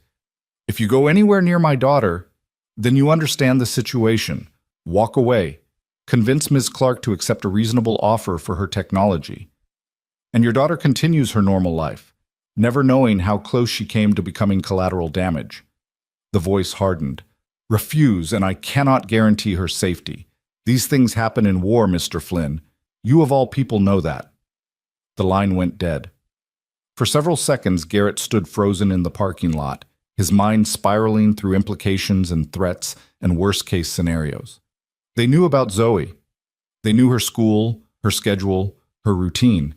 They were threatening his daughter, the one line he told himself could never be crossed. He was in his truck and driving before conscious thought caught up with action. Every traffic light felt like an eternity. Every car around him could be a threat. By the time he pulled up to his apartment complex, his heart was hammering and cold sweat soaked his shirt. Maria answered on the first ring. Garrett, is everything okay? Is Zoe with you? Is she safe? Yes, of course. She's right here. We were just finishing dinner. What's wrong? Nothing. Maybe. I don't know. He was taking stairs 3 at a time now. I'll be there in 30 seconds. He burst through Maria's apartment door to find Zoe at the kitchen table with a plate of pasta, looking startled by his sudden appearance. Dad? What's wrong? You look scared. Garrett crossed the room in 3 strides and pulled her into a hug so tight she squeaked. His daughter, his entire world, safe in his arms. He tried to get his breathing under control, tried to push down the panic threatening to overwhelm him. Nothing's wrong, sweetheart. I just missed you. But over Zoe's head he met Maria's eyes, and she understood. Understood that something had changed, that the danger they'd been dancing around had just become directly personal. After some reassurance and a promise to make pancakes in the morning, Garrett got Zoe back to their own apartment and settled into bed. He checked every window lock 3 times, verified the door chain, positioned furniture to create noise barriers that would wake him if someone tried to enter. Then he sat on the couch in the dark with his Glock on his lap and stared at his phone. The encrypted number he'd called twice in 3 years, each time swearing it would be the last. The number of someone who operated in exactly the shadows Agent Chen had described. Jake Morrison, his teammate from SEAL Team 6, the one he'd pulled out of that compound in Helmand Province. The one who'd left the Navy the same year as Garrett, but had gone in a very different direction. Private military work, corporate security, the kind of operations that didn't officially exist. The kind of operations that might be necessary now. Garrett dialed before he could talk himself out of it. Jake answered on the second ring, his voice gravelly with sleep. Flynn, Jesus, man, what time is it? They threatened Zoe, Volkova Group. They threatened my daughter. A pause. Then Jake's voice came back hard and focused, all trace of sleep gone. Tell me everything. So Garrett did. The gala, Hannah Clark, the investigation, today's attack, and finally the phone call. Jake listened without interruption, processing information the way he'd processed tactical briefings in their Navy days. Okay, Jake said when Garrett finished. First thing, Zoe goes into protection. I've got a safe house in Escondido, totally off-grid, staffed by people I trust with my life. You get her there tonight, she stays there until this is resolved. Jake, I can't just uproot her life, take her out of school. You can and you will. Because the alternative is finding out too late that Volkova wasn't bluffing. These people don't make empty threats, brother. You know that. Jake's voice softened slightly.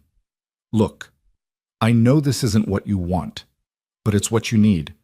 Get Zoe somewhere safe, then you and I figure out how to end this permanently. I walked away, Jake. I left that life behind. Yeah, and that life just showed up at your daughter's school. So you've got 2 choices. Run and hide and hope they don't find you, or stand and fight on your terms instead of theirs. What's it gonna be? Garrett looked toward Zoe's bedroom, where his daughter slept peacefully, still innocent despite everything she'd seen. What kind of father would he be if he let pride or fear stop him from protecting her? What would Sarah say if he gambled with their daughter's life because he was too stubborn to ask for help? I need to talk to Zoe first, explain things so she understands. Fair enough, but make it fast, Garrett. Clock's ticking. After hanging up, Garrett sat in the darkness for a long time, his Glock heavy in his hands. Everything had changed. What had started as a simple consultation, helping someone who'd been in danger, had escalated into something personal, something that threatened the only thing in his life that truly mattered. Tomorrow, he'd move Zoe to safety. Then he'd have a conversation with Hannah Clark about what came next. Because Agent Chen had been right, plain defense wasn't working. Volkova Group had too many resources, too much reach, too little regard for collateral damage. It was time to stop reacting and start acting. Time to take the fight to them instead of waiting for the next attack. Time to remind these people why messing with Navy SEALs and the people they protect was a really bad idea. But tonight, he just sat guard over his daughter's sleep, his weapon ready, his senses alert, doing what fathers had done since the dawn of time, standing watch against the darkness that threatened his child, and making a promise to that darkness that if it came for her, it would have to go through him first. Morning came too fast and not fast enough. Garrett had dozed in intervals, never truly sleeping, his body jerking awake at every sound from the parking lot 3 stories below. By the time gray light filtered through the curtains, he'd rehearsed the conversation with Zoe 100 times in his head. None of the versions felt adequate. She found him in the kitchen at 6:30, already dressed in her favorite unicorn pajamas, her blonde hair a mess of bedhead that made his heart ache with protective love. "You didn't sleep," she said with the matter-of-fact observation of children who notice everything. "You have dark circles like when Mom was sick." Garrett set down the coffee he'd been nursing and opened his arms. She climbed into his lap, still small enough to fit perfectly there, and he held her close, breathing in the strawberry scent of her shampoo. "Zoe, we need to talk about something important. Are the bad people coming back?" No fear in her voice, just curiosity. How had his 8-year-old become so brave? "Maybe. Probably. Which is why I need you to go somewhere safe for a little while." She pulled back to look at him, those blue eyes, Sarah's eyes, searching his face. "Away from you?" "Just for a bit. My friend Jake has a place where you can stay, with people who will keep you safe. It's like a vacation house, except it's not a vacation. It's hiding." She wasn't crying, but her lower lip trembled. "Because those men might try to hurt me to get to you." Christ, she was too smart for her own good. "Something like that, yeah."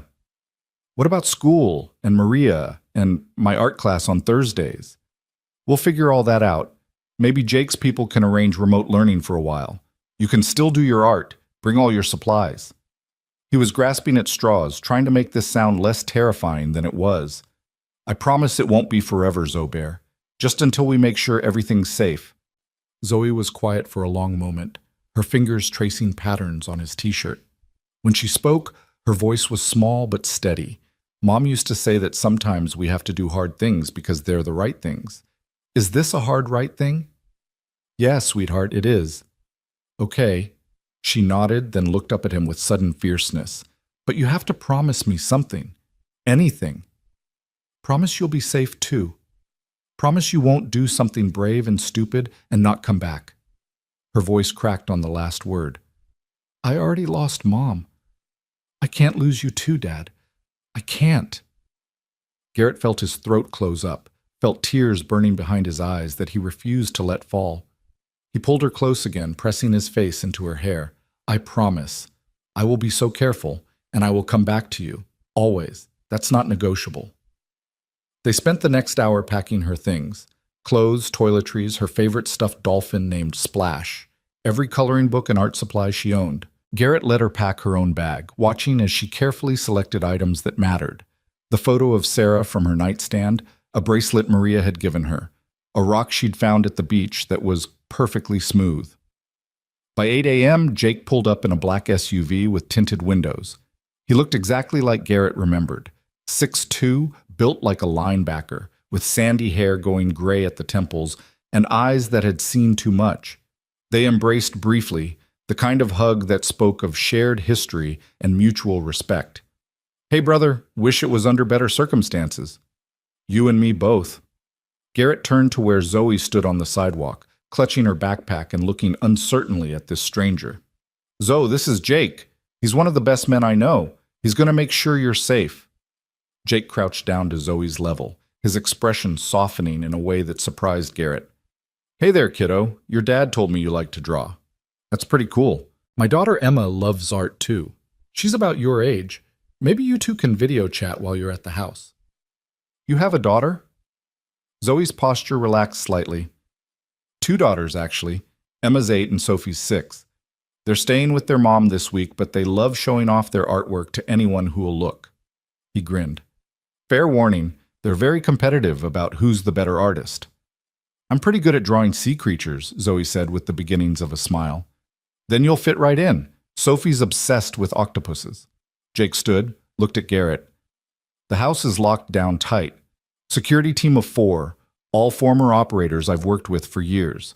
Cameras on every approach. Safe room in the basement, and enough supplies to hold out for a month if necessary. She'll be safe, Garrett. I give you my word. Garrett nodded, not trusting himself to speak. He knelt down and hugged Zoe one more time, memorizing the feeling of her small arms around his neck. I love you, Zoe Bear, more than anything in the world. Love you too, Dad. Be safe. I promise. Watching Jake's SUV disappear around the corner was one of the hardest things Garrett had ever done. Harder than deployments, harder than firefights, harder than standing at Sarah's grave. Because this time, he was sending his daughter away not knowing when he'd see her again. Maria appeared beside him, tissues in hand. She's strong, like her father, like her mother. She squeezed his arm. Now go do what you need to do to bring her home. Hannah was waiting at Neuralink headquarters when Garrett arrived an hour later. The building felt different now, less like a symbol of Silicon Valley success and more like a fortress under siege. Armed security at every entrance, badge scanners that probably cross-referenced with half a dozen databases, and enough cameras to make casino managers jealous. She looked like she hadn't slept either, wearing jeans and a simple black sweater instead of her usual CEO armor. No makeup to hide the dark circles under her eyes or the exhaustion written in every line of her face. How's Zoe? She asked immediately. Safe. I got her out this morning. Garrett accepted the coffee she offered but didn't drink it. They threatened her, Hannah. Volkova Group called me last night and threatened my 8-year-old daughter. Hannah's face went pale. Oh my God. Garrett, I'm so sorry. I never meant for... If I'd known this would put your family at risk. Stop. This isn't your fault. He set the coffee down, faced her directly. But it does change things. We can't keep playing by rules that don't exist. Volkova Group has shown they'll target civilians, including children, which means we need to end this permanently before anyone else gets hurt. How do we do that? We find out who's paying them and why. Follow the money, identify the client, eliminate their motivation for coming after you. Garrett pulled out his phone, brought up the research he'd compiled at 3 a.m. when sleep wouldn't come. Volkova Group is expensive. 6 Spetsnaz operators, military-grade explosives, sustained operations over months. Someone's bankrolling this to the tune of several $1,000,000. That's not casual money. That's strategic investment. Hannah moved to her computer, pulled up files. I've been thinking about that. Neuralsync's encryption technology has 3 main applications. Consumer privacy, that's our public face. Corporate security, that's where most of our revenue comes from. And military applications, that's what the defense contract covers. Which one would be worth killing for? All of them, potentially. But the military application is the most valuable because it makes current cyber warfare techniques obsolete. If an adversarial nation got their hands on our protocols, she didn't need to finish. So we're looking at state-sponsored industrial espionage. Garrett processed this. Which means Volkova isn't the real enemy. They're just contractors. The real enemy is whoever hired them. How do we find that out? We ask them. Garrett's smile was cold. Jake has connections in the private security world. People who track these organizations, who know how they operate. We identify Volkova's command structure.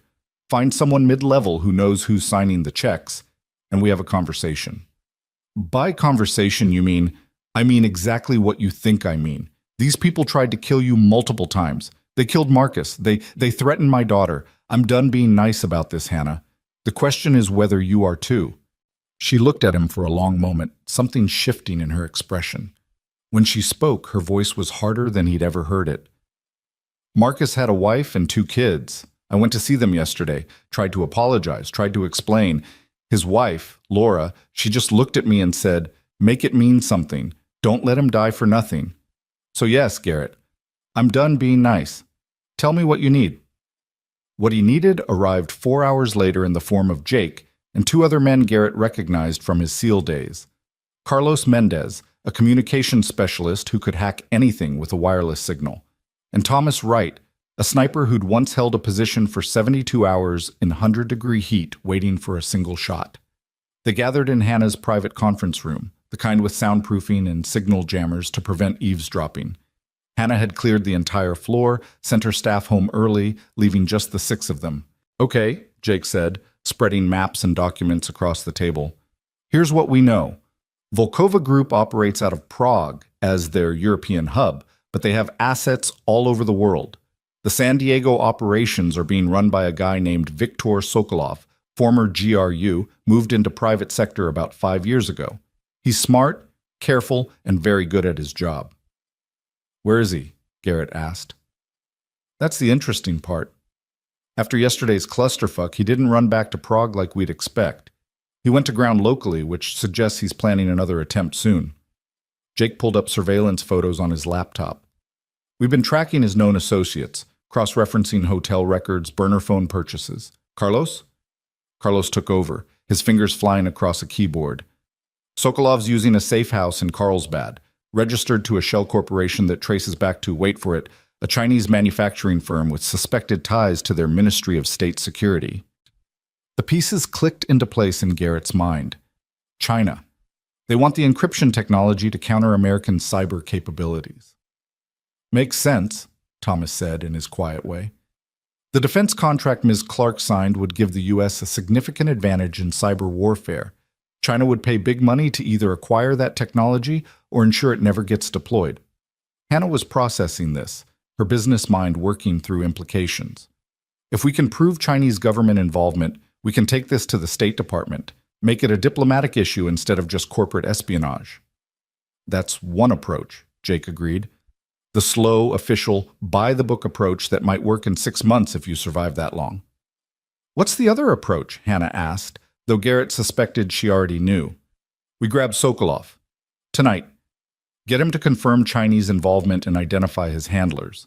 Then we use that information as leverage. Tell China their operation is blown, and continuing will result in international embarrassment. They'll pull the plug on Volkova's contract, and without funding, the threat ends." "That's kidnapping. That's illegal." But Hannah didn't sound shocked, just thoughtful. "Yes and no," Carlos said. "Technically, it's extraordinary rendition, which is only illegal if you get caught. We extract Sokolov, have a conversation somewhere private, get what we need, and return him to his hotel room with a splitting headache and no clear memory of the past 12 hours. Happens all the time in this business." Garrett watched Hannah process this, watched her weigh ethics against survival. He'd seen this calculation before, in commanders deciding whether to authorize strikes that might kill civilians to take out high-value targets. There were no good choices in war, just less bad ones. "How dangerous is this operation?" Hannah asked. "For you, for Garrett, for everyone involved?" "Very," Jake said honestly. "Sokolov's a trained operator with at least 3 other Spetsnaz soldiers in the house. We'll have surprise and superior planning, but things can go wrong. They often do." "Then I'm coming with you." "Absolutely not," Garrett said immediately. "Hannah, this is exactly the kind of situation you need to avoid. You're the target, putting you in proximity to... He's doing this because of me. Marcus died because of me. Your daughter is in hiding because of me." Her voice was steel wrapped in velvet. "I'm not asking permission, Garrett. I'm telling you, I'm coming. I need to look this man in the eye. I need to hear from his own mouth who wants me dead and why. I've earned that much." Jake and the others looked at Garrett, letting him make the call. He wanted to argue, wanted to forbid it, wanted to keep Hannah safe in her tower while men like him did the dirty work. But he recognized the look in her eyes. The same determination he'd seen when she'd refused protective custody, when she'd insisted on confronting David Reeves. "You stay in the vehicle," he said finally. "You don't enter the house. You don't engage. You just observe from a safe distance. And if things go sideways, you do exactly what I tell you without question. Those are my terms." Deal. They spent the rest of the afternoon planning. Carlos hacked into Carlsbad's municipal systems, pulling traffic camera feeds and utility records. The safe house was a rental property in a quiet neighborhood. 3 bedrooms, attached garage, minimal sight lines from neighbors. Sokolov had 4 men with him based on thermal imaging from a high-altitude drone Carlos had somehow acquired. 5 hostiles, close quarters, Thomas mused. Tight. We'll need to move fast, establish dominance before they can organize a defense. Shock and awe, Garrett agreed. Flashbangs through the windows, breaching charge on the front door. Team 1 takes the ground floor while Team 2 secures the second floor. Sokolov will be in the master bedroom. That's where the most secure position is. What about rules of engagement? Carlos asked. Are we going lethal or non-lethal? The question hung in the air. Garrett looked at each man, then at Hannah. This was the line, the point of no return. Once they crossed it, there was no going back to normal life, no pretending they were just civilians trying to stay safe. Minimize casualties, Garrett said finally. But if they point weapons at you, put them down. Our lives are worth more than theirs, and I want everyone going home tonight. As darkness fell over San Diego, they loaded into 2 vehicles, Jake's SUV for the assault team, Hannah's armored sedan driven by Thomas. Garrett rode with Hannah, checking his gear for the dozenth time. Body armor under a black tactical vest, suppressed Glock 19, flashbang grenades, zip ties for restraints, medical kit. The familiar weight of combat equipment felt strange after 3 years of bartending and dad life. Are you scared? Hannah asked quietly as they drove through the city streets. Terrified. I'm always terrified before operations. Anyone who says they're not is lying or stupid. But you do it anyway. Because being scared of the right things keeps you alive. Being scared of everything keeps you paralyzed. He looked at her. You don't have to come, Hannah. You can still back out. Let us handle this. So can you. You already sent Zoe away, kept her safe. You could leave right now, go to that safe house, be with your daughter instead of breaking into a house full of Russian special forces. I could. But then what? Spend the rest of my life looking over my shoulder? Teach Zoe that when things get hard, you run? He shook his head. My wife, Sarah. She used to say that courage isn't about being unafraid. It's about being terrified and doing the right thing anyway. So yeah, I'm scared, but I'm doing it anyway. She sounds like she was amazing. She was. Zoe's got her spirit, that fearless compassion that makes you want to help people even when it's difficult. Garrett smiled sadly. Sarah would have liked you, I think. You're both stubborn as hell about doing what you believe is right. They reached the staging area 2 blocks from the target house at 11 p.m. Carlos had killed the streetlights remotely, creating a bubble of darkness that would mask their approach. Through thermal imaging, they confirmed all 5 targets were inside, 2 downstairs, 3 upstairs, including the master bedroom where Sokolov should be. Comms check, Jake said into his throat mic. Everyone confirmed, 5 active operators plus Hannah monitoring from the vehicle. Remember, Garrett said, we need Sokolov alive and conscious. Everyone else is secondary. We breach in 60 seconds. Questions? No one spoke. These men knew their jobs, had done variations of this operation dozens of times. The difference was authorization. They weren't acting under military orders or government sanction. This was private citizens engaging in extraordinary measures against foreign operatives on American soil. Completely illegal. Absolutely necessary. 30 seconds, Jake counted down. Garrett caught Hannah's eyes through the vehicle window. She looked terrified and determined in equal measure, her hands clenched in her lap. He nodded to her, a promise that he'd come back, that this would work, that tomorrow they'd be closer to ending this nightmare. Then it was time to move. They approached the house in tactical formation, Jake and Garrett on point, Carlos and the others covering angles. The night was quiet, just the distant sound of traffic, and someone's television playing through an open window 3 houses down. Ordinary suburban life, completely unaware that violence was about to shatter the peace. Garrett positioned the breaching charge on the front door while Jake and Thomas moved to windows on either side. Carlos took rear security, ensuring no one escaped or reinforcements arrived. 3, Jake whispered into the comm. 2, 1, execute. The world exploded in light and sound. The breaching charge blew the door off its hinges with a concussive boom that rattled windows. Simultaneously, flashbangs crashed through side windows, detonating in strobing bursts of light and ear-splitting noise designed to disorient and disable. Garrett was through the door before the smoke cleared, his weapon up and tracking. 2 men in the living room, both stumbling from the flashbang effects, reaching for weapons they'd never fire. He put 3 suppressed rounds into the first man's center mass, chest shots designed to stop without killing. The man dropped. The second hostile took a shot that went wide, plaster exploding from the ceiling. Garrett adjusted, fired twice, and the man collapsed. "Ground floor secure!" he called into his mic, already moving toward the stairs. Above, he heard Jake engaging targets. The distinctive sound of suppressed gunfire, someone shouting in Russian, a heavy thud as a body hit the floor. Garrett took the stairs 3 at a time, clearing angles as he moved. Master bedroom at the end of the hall, door closed. He could hear movement inside, someone barricading, preparing for a fight. "Sokolov," Garrett shouted in Russian, a language he'd learned during deployments. "You have 5 seconds to open this door before we blow it open. Your men are down. You're alone. Make this easy." The response was a gunshot through the door, the round passing close enough to Garrett's head that he felt the air displacement. "Okay then." Hardway it was. He pulled another breaching charge, smaller this time, just enough to blow the lock, and placed it on the door handle. "Breaching!" he called, giving Jake time to take cover. The explosion was smaller, but no less effective. The door swung inward and Garrett went through low and fast, his weapon tracking for threats.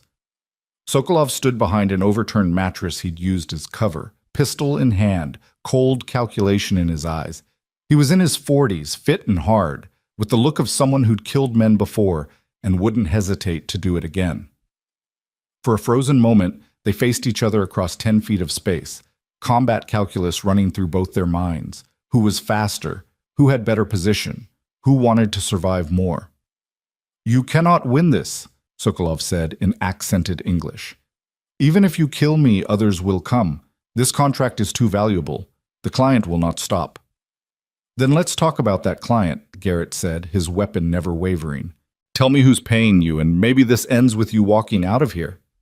"You think I fear you? I have faced worse than one American soldier playing hero for corporate bitch."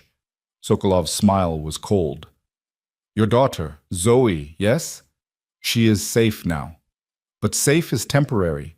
Safe requires constant vigilance. Can you maintain that vigilance forever?" The mention of Zoe's name sent white-hot rage through Garrett's veins. His finger tightened on the trigger, the desire to end this man nearly overwhelming his control.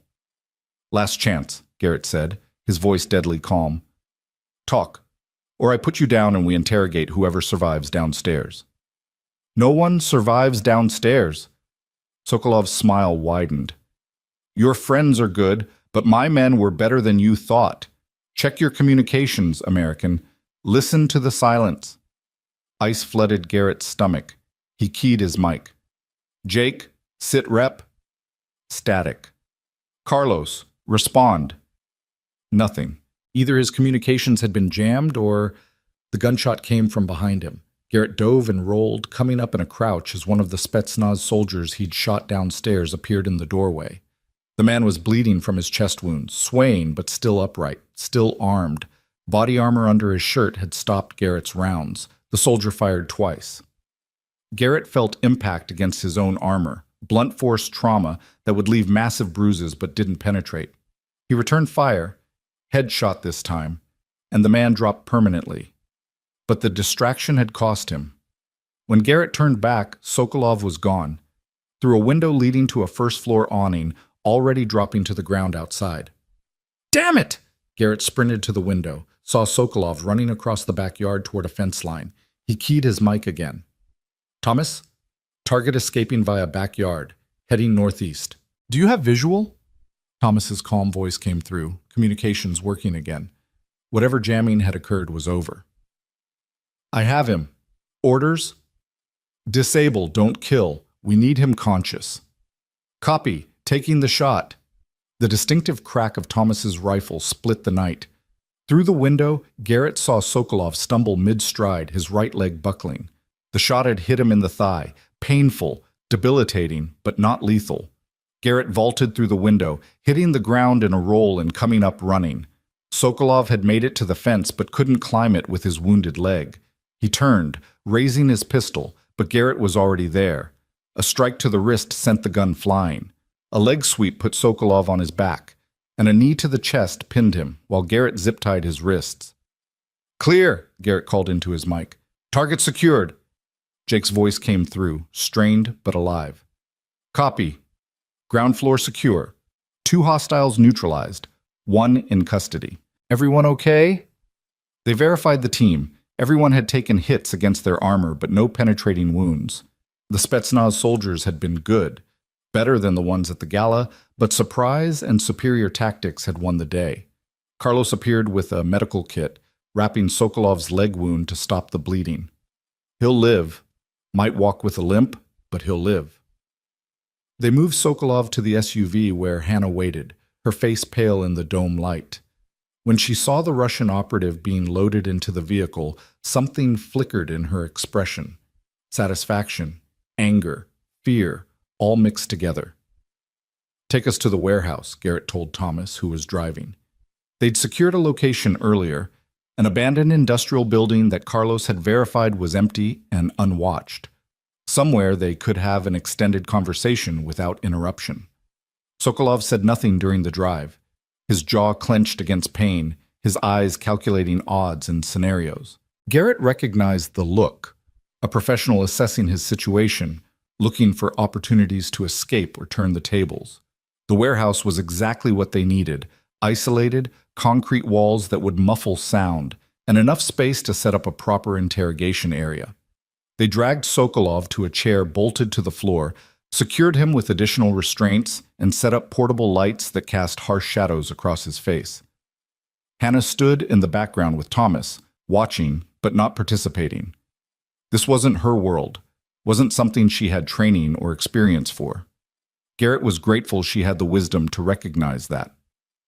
Okay, Victor, Jake said, leaning against a support pillar with deceptive casualness. Let's talk about your employer. Who's paying Volkova Group to target Ms. Clark? Sokolov smiled through his pain. I want lawyer. This is America, yes? I have rights. You're a foreign operative conducting espionage and attempted murder on American soil. You have exactly the rights we decide to give you. Garrett pulled up a folding chair, sat down facing the Russian. But let's not make this adversarial. You're a professional. We're professionals. We all know how this works. You give us information, we make your life easier. Simple transaction. And if I refuse? Then we turn you over to the FBI with evidence of your involvement in multiple felonies and you spend the next 20 years in a federal prison. Or, Garrett leaned forward. We keep you here while we systematically dismantle Volkova Group's operations in North America. Without confirmation of who's paying you, we'll assume it's Russian government and act accordingly. That means every Volkova asset in the U.S. gets burned. Every operative gets arrested or worse, and your organization loses millions in contracts. How do you think your bosses will react to that? Sokolov's smile faltered slightly. The threat of organizational damage was more effective than personal threats. Men like him could endure personal consequences, but jeopardizing their entire operation was different. I need guarantees, Sokolov said finally. Immunity from prosecution, safe passage out of country, and money, $1 million. Jake laughed. You're in no position to negotiate. Perhaps not, but I'm in position to stay silent, yes? And silence means you get nothing. You kill me, you get nothing. You give me to FBI, I lawyer up, you get nothing. But we make deal. I talk. You get information, we all win. Garrett looked at Hannah, who'd moved closer to hear the conversation. Her nod was almost imperceptible, but clear. She authorized whatever needed to be authorized. 500,000, Garrett countered. Immunity from prosecution related to tonight only, and safe passage to a non-extradition country of your choice. But you tell us everything. Employer identity, payment structure, operational plans, and how deep your intelligence penetration goes. Sokolov considered this, doing his own math about survival odds and payout versus risk. Finally, he nodded. Deal. But I want money first. Information first, then we release funds. You don't trust us. We don't trust you. But we both know neither of us wants this to escalate further. Garrett pulled out his phone, opened a recording app. Now talk. Who hired Volkova Group to target Hannah Clark? Chinese Ministry of State Security, specifically Unit 61398, their cyber warfare division. They want neural sync encryption technology to counter American advantage in cyber operations. They approached Volkova 6 months ago with contract, acquire technology by purchase, theft, or coercion. $500,000 initial payment, $5 million upon successful delivery. Do you have proof of this contract? Digital records, yes. Encrypted files on secure server. I give you access credentials. You get all proof you need.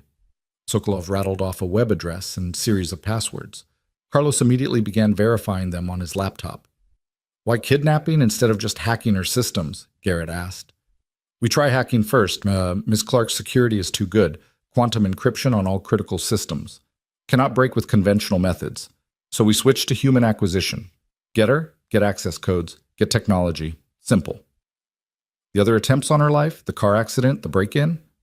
Not us. Those were earlier, different contractors. Chinese hired several groups. We were most successful. Others failed, got cut from contract. There was professional pride in his voice, twisted as it was. Hannah spoke for the first time, her voice cold. How many more attempts? If we end your contract, who else comes after me? Sokolov looked at her directly for the first time. No others. Chinese put all resources behind Volkova after other groups failed. We were final option. If we fail, they negotiate or walk away.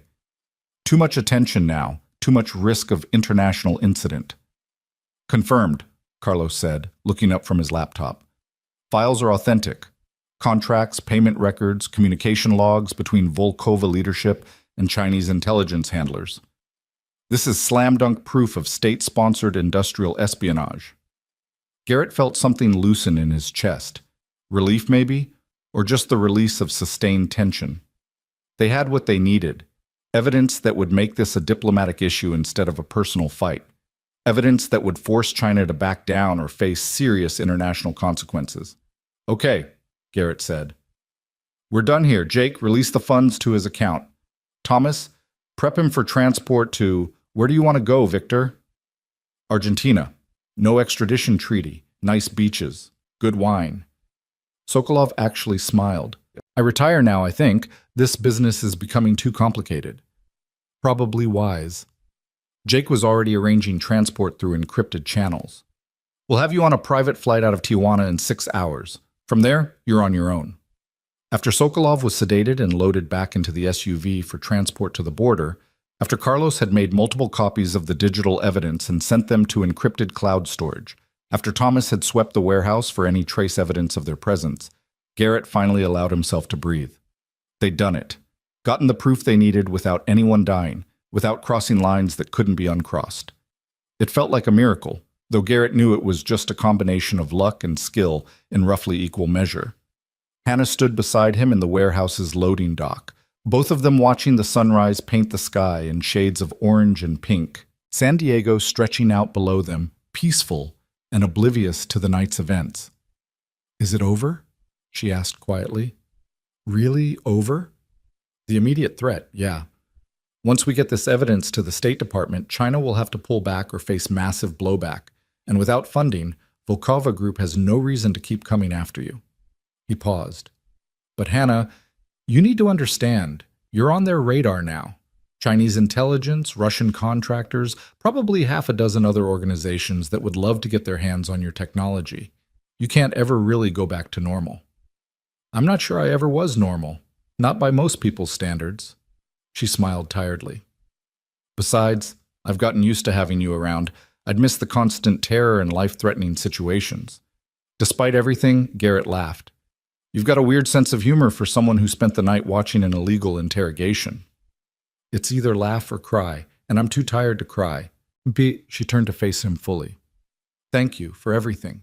For saving me at the gala, for protecting me through all of this, for... Her voice caught. For giving up time with your daughter to keep me safe. That's a sacrifice I'll never forget. Zoe's safe, and after today she can come home. That's all that matters. Is it? Hannah stepped closer, and Garrett suddenly became very aware of the minimal space between them. Because I keep thinking about what you said, that your wife told you courage is doing the right thing even when you're terrified. You've been doing that constantly for weeks now. For me, a virtual stranger. You're not a stranger anymore. No, I suppose I'm not. She reached out, her hand finding his. Garrett, I know this is probably terrible timing, and I know you've got complicated feelings about moving on after losing your wife, but I need you to know. His phone rang, shattering the moment. Jake's name on the screen. Garrett answered, his body tensing automatically at the urgency in his friend's voice. Garrett, we've got a problem. The safe house in Escondido. Someone found it. They're moving on Zoe's location right now. The world stopped. Every other concern, every other priority evaporated in an instant. Someone was going after his daughter. How long? Garrett was already running for the vehicle, Hannah keeping pace beside him. Security team says they've got maybe 15 minutes before hostiles arrive. We're mobilizing everyone we can, but it's 40 minutes from your location. You won't make it in time. 20 years of training warred with absolute terror. His daughter was in danger, and he was too far away to protect her. Every instinct screamed at him to drive faster, to bend reality to his will, to somehow be there right now. But he couldn't. The math didn't work. Even if Thomas drove twice the speed limit on empty roads, they'd arrive after the attack began. Jake, tell the security team to activate all protocols. Lock down the house, get Zoe to the safe room, and hold out until we arrive. Whatever it takes. Already done. But Garrett, Jake's voice was grim. The force heading their way is substantial. At least 10 operators, heavy weapons, multiple vehicles. This isn't a snatch and grab. This is an assault. Either China didn't get the memo that Volkova's contract is dead, or Sokolov lied about being the only contractor. Garrett's blood ran cold as understanding hit. That son of a bitch. He sent us on a wild goose chase while a second team went after my daughter. This was the plan all along. Get us focused on Volkova while someone else executes the real operation. What do we do? Garrett looked at Hannah, saw his own horror reflected in her expression. Then he made the hardest decision of his life. We split up. Hannah, Jake, and Carlos take the evidence to the FBI immediately. Get diplomatic pressure on China to call off whatever this is.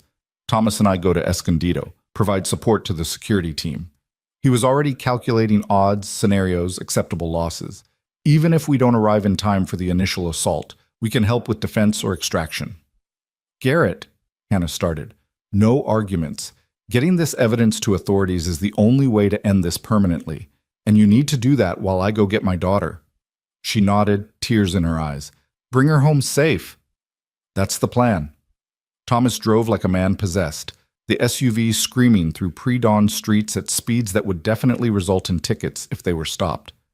But Garrett had called in favors, gotten San Diego PD to give them an escort with lights and sirens, cutting through traffic like a hot knife. Still, every minute felt like an hour. Every mile between him and Zoe felt like a chasm he might not cross in time. His phone rang again. The safe house security team leader, a former Delta operator named Rodriguez. We're engaged, Rodriguez said, the sound of gunfire audible in the background. At least 12 hostiles, maybe more. They came in hard and fast. 2 teams simultaneously breached front and rear. We've got them contained to the first floor for now, but they're pushing hard. RPGs took out our primary defensive positions. We're falling back to the safe room. Is Zoe secure? Safe room locked down. She can't hear the fighting. But Flynn... Rodriguez's voice dropped. We can hold for maybe 10 more minutes. After that, they'll either breach the safe room or burn the whole house down. We need extraction or reinforcements. Now. I'm 20 minutes out. Can you hold for 20 minutes? I'll hold for as long as it takes, but you better get here fast, brother. The line went dead. Thomas glanced at Garrett, his expression grim. We're not going to make it in time. Well, then we better figure out a way to bend physics. Garrett pulled up tactical maps on his phone, studying the safe house layout. There's a storm drain system that runs under that neighborhood. Carlos mapped it when he set up the house. If we can access it from a street over, we might be able to come up inside their perimeter. That's insane. Those drains haven't been maintained in years, could be blocked, could be flooded. You have a better idea? Thomas shook his head. Storm drains it is. They arrived at the access point 18 minutes after Rodriguez's call. 18 minutes that might have been 18 years for all Garrett's awareness of time passing. He could hear the battle raging 2 blocks away, sustained gunfire, explosions, men shouting in multiple languages. The storm drain entrance was secured by a rusted grate that they tore free with the SUV's winch. Inside was darkness and the smell of stagnant water and decay. Garrett activated his weapon light, checked his gear one final time. You don't have to come, he told Thomas. This is my daughter, my fight. And Rodriguez is my friend, besides. Thomas chambered around in his rifle. I've survived worse than urban drainage systems. Let's go get your kid. They moved through the tunnels in tactical formation, water splashing around their boots, rats scattering before their lights. The map on Garrett's phone showed they were getting close, 100 yards, 50, 25. Above them, the sounds of battle intensified. Then, abruptly, they went quiet. Either Rodriguez's team had been overrun, or the attackers were regrouping for a final push. Garrett found the access point Carlos had marked, a maintenance ladder leading up to a basement entrance in the safe house. Locked, but a small breaching charge would handle that. He set the charge, gave Thomas a 3 count, and blew the lock. They came up into chaos. The basement was filled with smoke from flashbangs and burning furniture. 2 of the security team were down but breathing, wounded, not dead. The safe room door at the far end was still secure but showing signs of attempted breach. Scorch marks where they'd tried cutting through with thermite. Impact craters where they'd hit it with battering rams. And standing in front of that door, wounded and swaying but still armed, was Rodriguez. He'd taken what looked like 3 or 4 bullets, his body armor shredded, blood staining his tactical vest. But his rifle was up, his eyes focused. Flynn, he rasped, about damn time. Where are they? Pulled back to regroup. They'll come again in maybe 2 minutes, with heavier explosives this time. Rodriguez coughed, blood on his lips. You need to get her out. There's no holding them off another assault. Garrett moved to the safe room door, entered the override code. The heavy steel swung open to reveal a small reinforced chamber, and his daughter, huddled in the corner with her stuffed dolphin, tears streaming down her face. Dad! She launched herself at him, and he caught her, held her so tight she squeaked. I was so scared. There were loud noises, and Rodriguez said to stay here and not come out no matter what. And, shh, shh. It's okay. I've got you. You're safe now. He checked her quickly. No injuries, just terror. We're going to leave now, okay? But we have to be very quiet and very fast. Can you do that for me? She nodded against his chest. I can be brave. I know you can, Zobair. You're the bravest person I know. Thomas had already secured the basement, positioned to cover their extraction. Garrett moved Rodriguez and the other 2 wounded security personnel toward the storm drain access point. It would be a tight squeeze, getting everyone through, but it was their only option. They were halfway to the tunnel entrance when the assault team returned. The first indication was a flashbang through the basement window. Garrett turned away, shielding Zoe from the worst of the light and sound. His ears rang, his vision swam, but muscle memory kept him moving toward the tunnel. Then they came. 4 men in full tactical gear, weapons up and firing. Thomas returned fire from cover, disciplined bursts that forced them back. But more were coming. Garrett could hear boots on the stairs, multiple hostiles converging on their position. He made a decision. Set Zoe down in the tunnel entrance, looked into her terrified eyes. Listen to me very carefully, sweetheart. You're going to climb down this ladder with Thomas. He'll take you through the tunnel to safety, and I'll be right behind you, I promise. But Dad, no arguments. Go, now. Thomas, get her out of here. Thomas hesitated for only a moment, then nodded. Don't do anything stupid, Flynn. When have I ever? He watched them disappear into the tunnel, his daughter and the sniper climbing down into darkness towards safety. Then Garrett turned back to face the assault team alone. Rodriguez was unconscious now, shock taking him. The other two security personnel were in no shape to fight. It was just Garrett against however many operators were left. The old familiar calm descended. The training that never really left. The combat state where fear evaporated and only tactical calculation remained. He checked his ammunition.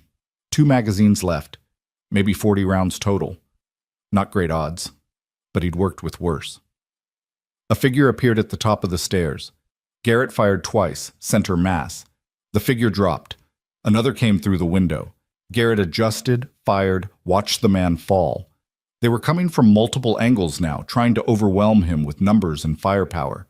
He fell back to a support pillar, using it for cover while he engaged targets. 1 down, 2. His magazine ran dry, and he reloaded smoothly, automatically. 3 more hostiles entered the basement. 4. How many were there? Return fire stitched across the concrete near his head. Garrett ducked, rolled to new cover, came up firing. Another target down. But they were adapting, spreading out, flanking his position. This was it.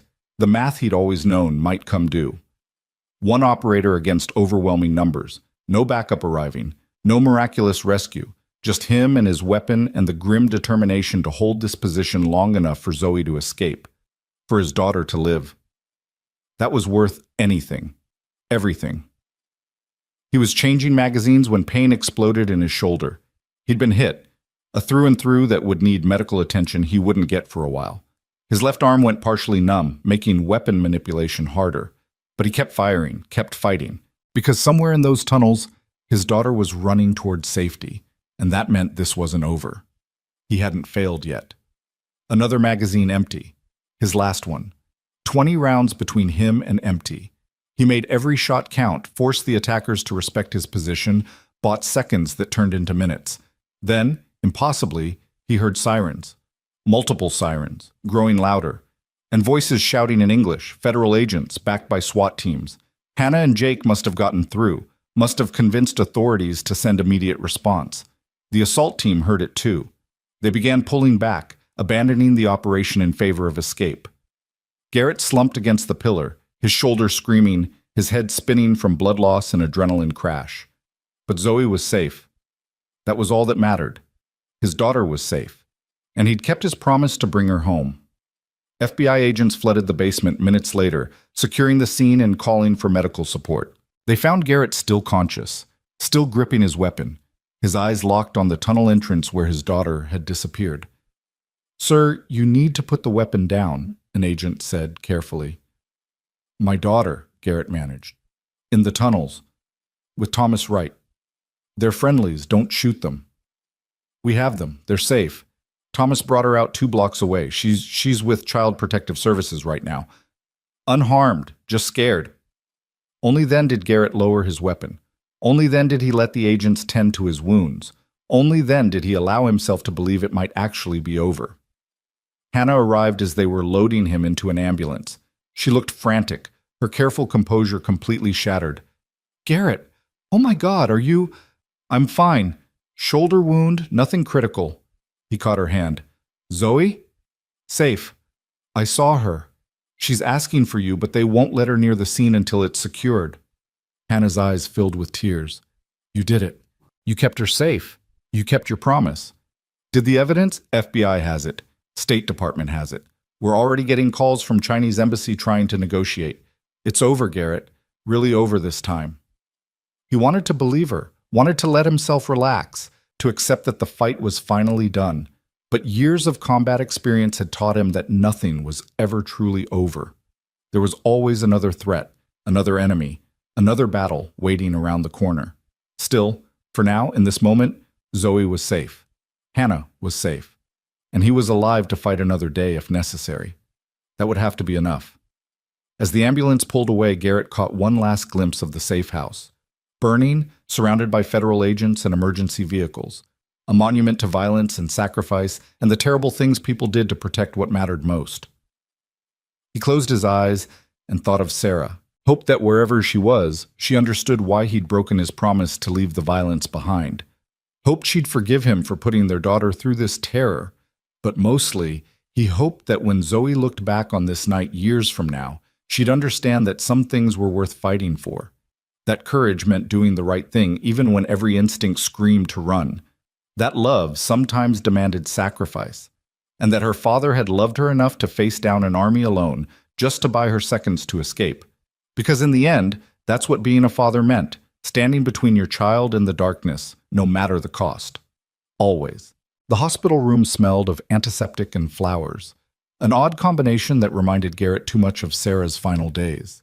He'd been awake for maybe 6 hours after surgery to repair his shoulder, the doctors telling him he was lucky the bullet had missed major arteries and bone. Lucky. That was one word for it. Zoe sat in the chair beside his bed, her small hand wrapped around his good one, refusing to let go even when the nurses came to check his vitals.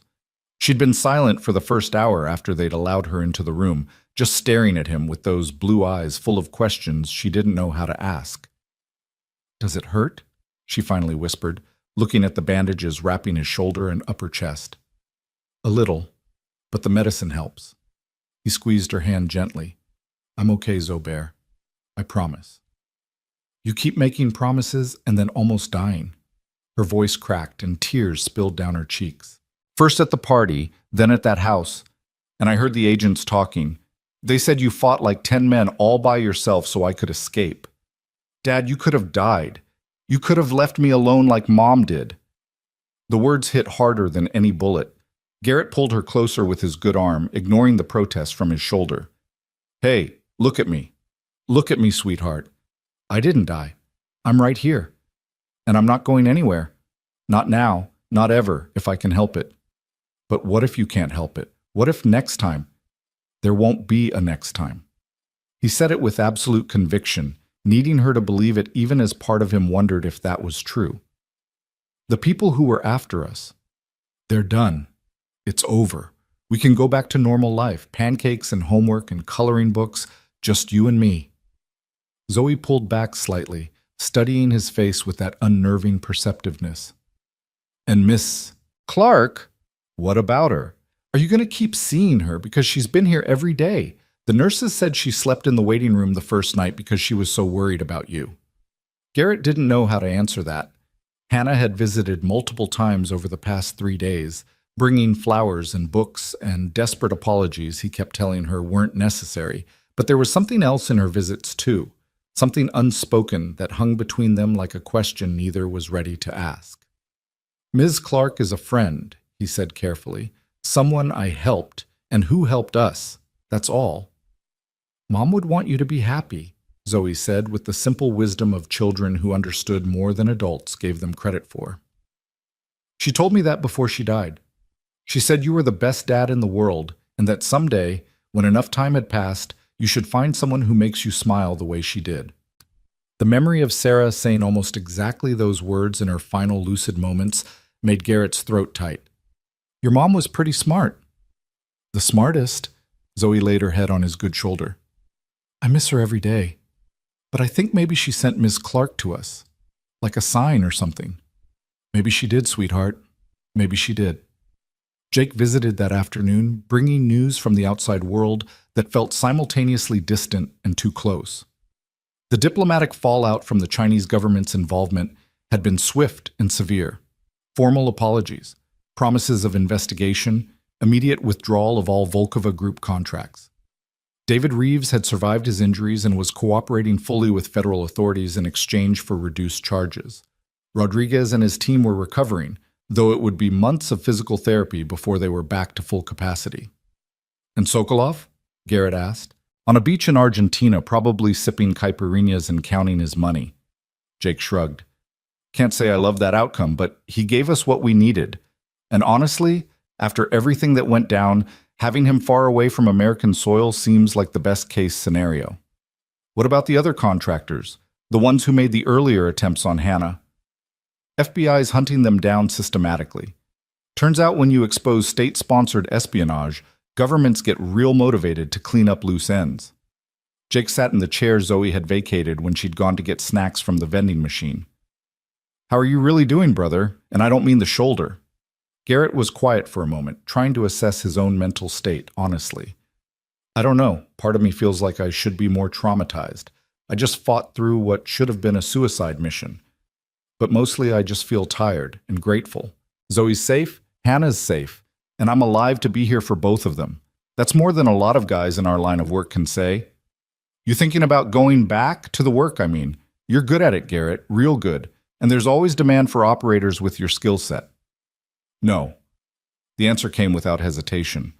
I did what I had to do to protect my daughter and help someone who needed it. But that doesn't mean I want to make a career out of it again. Zoe needs a father who comes home every night, not one who's constantly deployed to God knows where doing God knows what. Fair enough? Jake stood, clapped him gently on his good shoulder. But if you ever change your mind, you know where to find me. And Garrett, you did good work these past weeks. Sarah would be proud. After Jake left, Garrett lay in the hospital bed staring at the ceiling and thinking about the past month. How quickly his carefully constructed, quiet life had been upended. How easily he'd slipped back into combat mode when circumstances demanded it. How close he'd come to losing everything that mattered. And how, despite all of it, some part of him had felt more alive than he had in 3 years. Hannah visited that evening, arriving with Chinese takeout that she'd somehow convinced the nurses to allow. You looked like you could use real food instead of hospital mystery meat, she said, setting up containers on his rolling table. You're a lifesaver. Garrett tried to sit up straighter and winced at the movement. Hannah immediately moved to help, adjusting his pillows with the kind of natural care that suggested she'd done this before. You don't have to keep coming here, you know. I'm fine, Zoe's fine, and you've got a company to run. Actually, I don't. Not for the next month anyway. She settled into the visitor's chair, picking at her lo mein with chopsticks. I put my CFO in charge of day-to-day operations and took a leave of absence. First vacation I've had in 8 years. Forced vacation hardly counts. No, but necessary vacation does. She looked at him directly, and Garrett saw something vulnerable in her expression. I've spent the past week thinking about what matters, about what I'm willing to sacrifice for success, and I realized I built an empire, but I don't have a life. No close friends, no real relationships, no hobbies beyond work. I was so focused on proving I could compete with tech giants that I forgot to actually live. So what are you going to do about it? I'm not entirely sure yet, but I know I want to make some changes. Maybe step back from active CEO duties, hire someone to handle operations while I focus on research and development, the parts of the business I actually enjoy. Maybe travel a little, see places that aren't just airport hotels between investor meetings. She paused. Maybe spend time with people who remind me there's more to life than quarterly earnings. The implication hung in the air between them. Garrett knew he should probably address it, but he wasn't sure how. His feelings for Hannah were complicated. Gratitude, admiration, attraction, all tangled up with guilt about moving on from Sarah and fear about what any relationship might mean for Zoe's stability. Hannah, I don't. She held up a hand. You don't have to say anything right now. I know this is complicated. I know you're still processing everything that happened, and I know you have Zoe to think about. I'm not asking for anything, Garrett. I just wanted you to know that these past weeks, despite the terror and violence and near-death experiences, she smiled. They've been some of the most meaningful of my life because of you. Because I repeatedly put you in danger? Because you saw me. Not CEO Hannah Clark, not the billionaire tech genius, not the target that needed protecting. Just me, the person underneath all the armor. She set down her chopsticks. Do you know how rare that is? How few people actually look past the surface? I think you're giving me too much credit. I'm just a guy who happened to be bartending the night you needed help. You're so much more than that, and I think part of you knows it. You're just scared to admit it, because admitting it means accepting that maybe you're not done with that life. That maybe there's room in your world for both being Zoe's dad and being the man who runs toward danger when others need help. Before Garrett could respond, Zoe burst back into the room with an armful of candy bars and a grin that suggested she'd charmed the vending machine attendant into giving her extra. Ms. Clark, you're here. Did you bring the wontons? Dad loves wontons. I did indeed, and there's plenty for all of us. Hannah made space for Zoe to join them, and the three of them shared dinner while Zoe chattered about the art project she'd started in the hospital's children's activity room.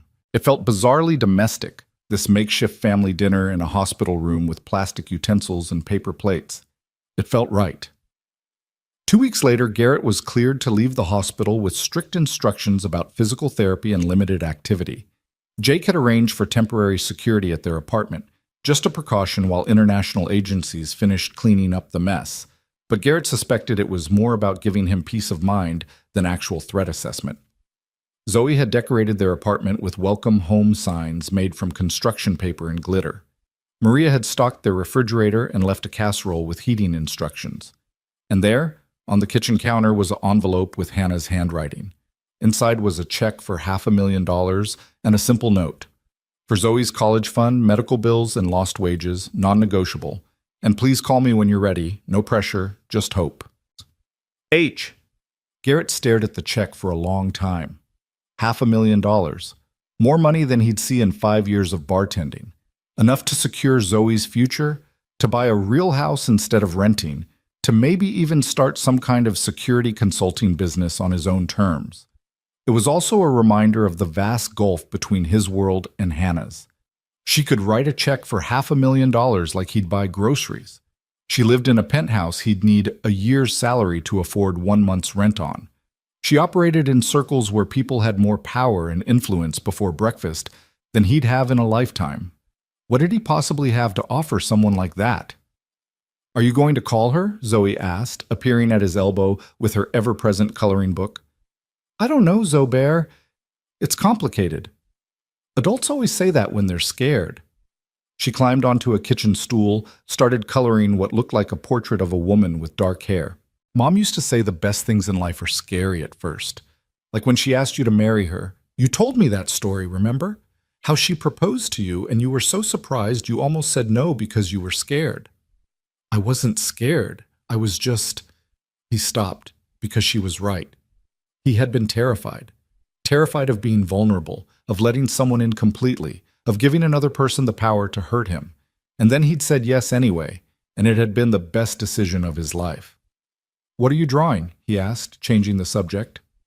A family portrait. See, that's you, and that's me, and that's Ms. Clark.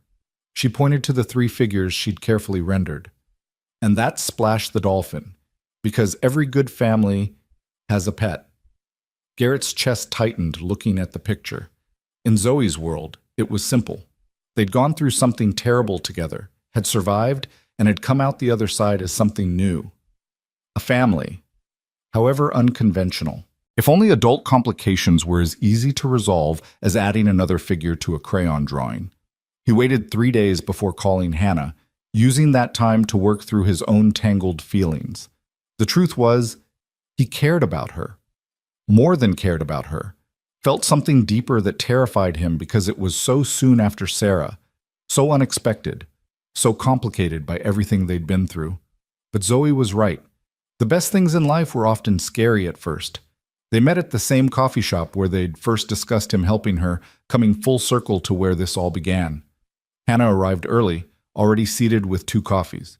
Black for him, something complicated for her, and an uncertain smile. You came. You doubted I would? A little. I wasn't sure after the check if you'd think I was trying to buy your affection or... Hannah, stop.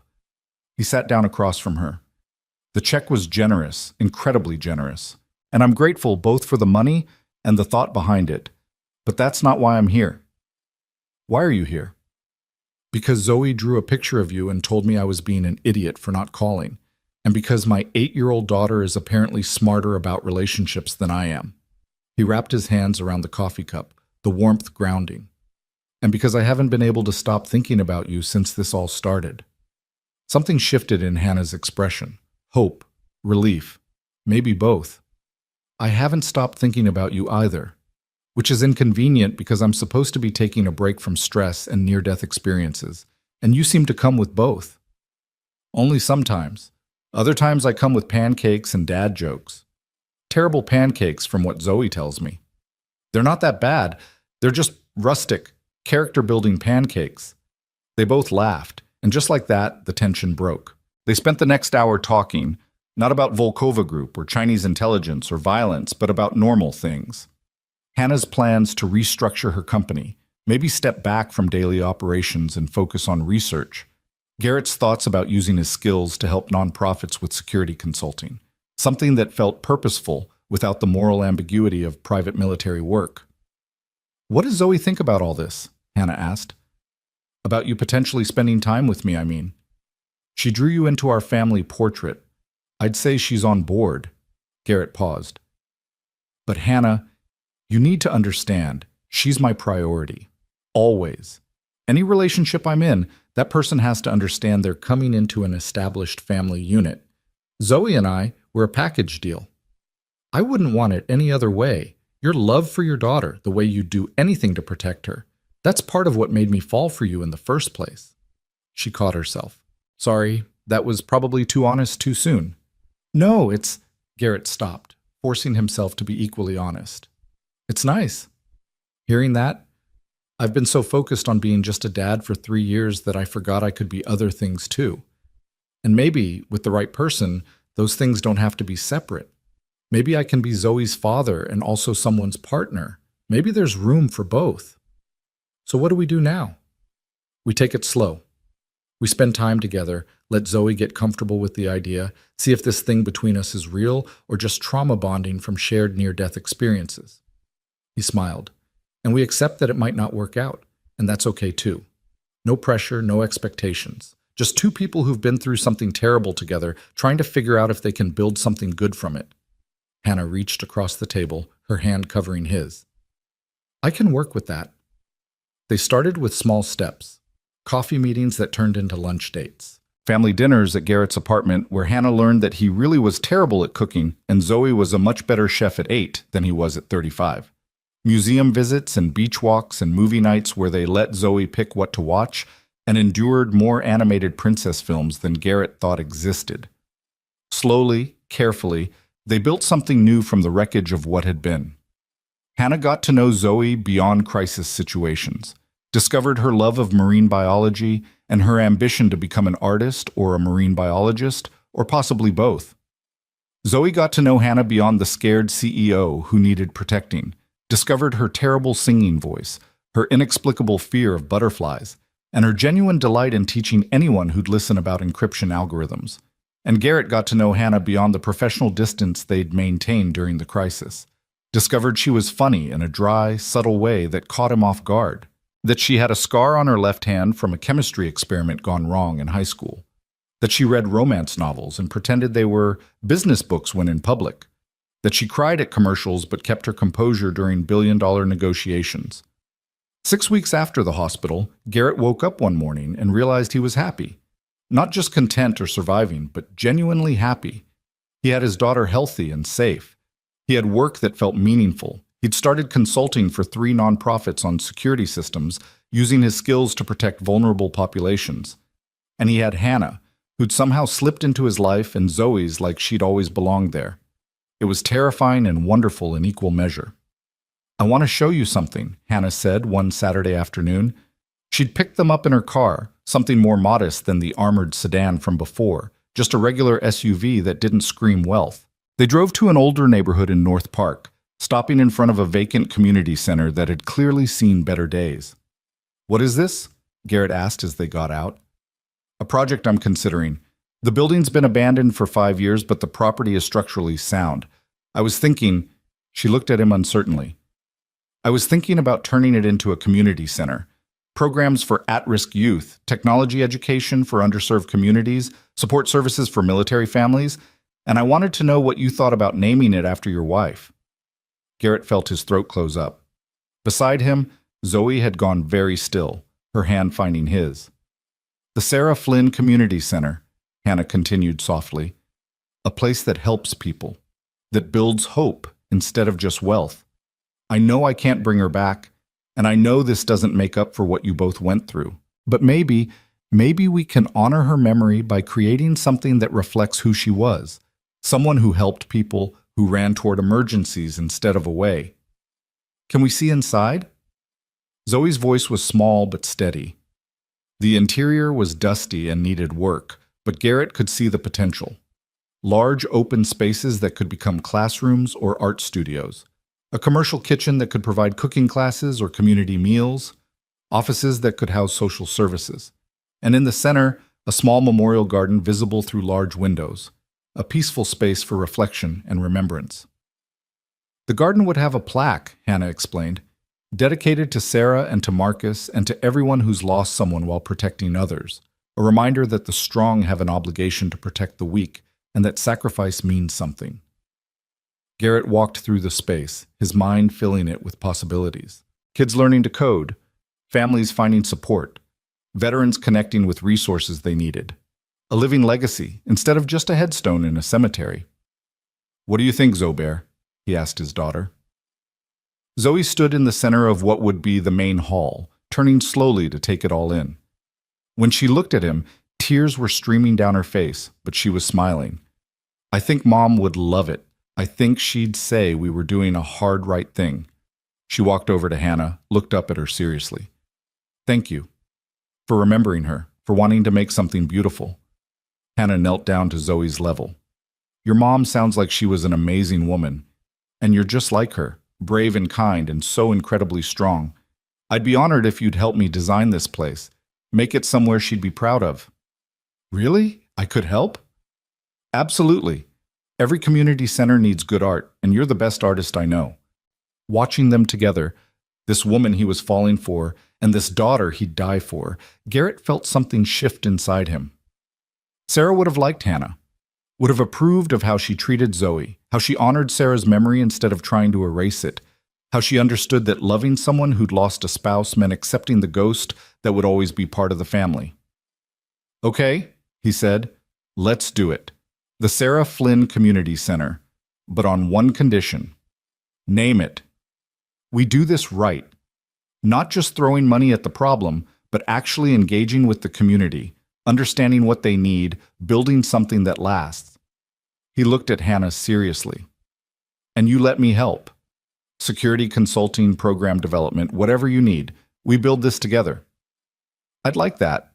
Hannah stood, moved to stand beside him, their shoulders touching. "We make a good team." "Yeah, we really do." The next 8 months passed in a blur of construction, planning, and what Garrett could only describe as intentional family building. They took Zoe to visit the construction site weekly, watching as the dilapidated building transformed into something beautiful. Hannah involved her in every decision about the art installations, asking her opinion on colors and themes and what kinds of programs kids would actually want. They took trips together, simple weekends away to places like Legoland and the San Diego Zoo, normal family activities that felt remarkably healing. Hannah learned to braid Zoe's hair after watching YouTube tutorials for hours. Garrett learned to appreciate Hannah's obsession with planning everything down to the minute, while she learned to embrace his more spontaneous approach to life. They fought sometimes, usually about stupid things like whose turn it was to do dishes or whether 6:30 or 7 was a reasonable bedtime for an 8-year-old. But they always talked through it, always found compromise, always remembered that they were building something new and it wouldn't be perfect. Jake visited regularly, becoming an honorary uncle to Zoe and a trusted friend to Hannah. He'd left private military work and started his own security consulting firm, occasionally partnering with Garrett on projects that needed their particular skill sets. Thomas and Carlos stayed in touch too, this makeshift family of operators who'd found purpose beyond warfare. And slowly, carefully, Garrett let himself fall in love again. It wasn't the same as with Sarah. Nothing ever would be. Sarah had been his first love, his partner through early adulthood, the mother of his child. That relationship had been built on youth and possibility and the belief that they could conquer anything together. What he had with Hannah was different, built on survival and mutual respect and the understanding that they'd both seen darkness and chosen light anyway. Built on Zoe's needs and careful boundaries and the kind of patience that only came from knowing how easily everything could be lost. It was messier, more complicated, and absolutely real. The Sarah Flynn Community Center opened on a Saturday in late October, 15 months after that terrible night at the gala. The weather was perfect. San Diego sunshine and 75 degrees, the kind of day that reminded Garrett why he'd never left this city. despite all its painful memories. Over 300 people attended the opening ceremony. Families from the neighborhood, kids who'd already enrolled in the after-school programs, veterans from the support groups that would meet there weekly. Local politicians gave speeches about community investment and public-private partnerships. News cameras captured footage for the evening broadcast. But Garrett only cared about 3 people in the crowd. Zoe stood on the stage in a dress she'd picked out herself, ready to unveil the memorial plaque she'd helped design. She'd grown over the past year, taller, more confident, still processing trauma, but learning to live with it rather than be defined by it. Her therapist said she was doing remarkably well, considering everything she'd witnessed. Garrett thought she was doing remarkably well because she was Sarah's daughter, resilient and compassionate and stronger than she knew. Hannah stood beside him, her hand in his, wearing a simple blue dress that matched her eyes. She'd stepped down as CEO of NeuralSync 3 months earlier, transitioning to Chief Technology Officer and allowing someone else to handle the operational stress.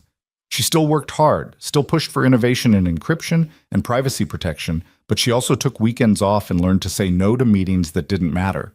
She'd learned to live instead of just work. And there, in the front row of seats, was an empty chair with a single white rose on it, Sarah's chair. Because even in building something new, they honored what had been. Even in moving forward, they carried the past with them. "Thank you all for being here today," Garrett said when it was his turn to speak. He'd written and rewritten these words a dozen times, never feeling like they captured everything he wanted to say. 15 months ago, my daughter and I were living a quiet life. I was working as a bartender, trying to be invisible, trying to protect her from a world that seemed too dangerous. And then something happened that changed everything. I met someone who needed help.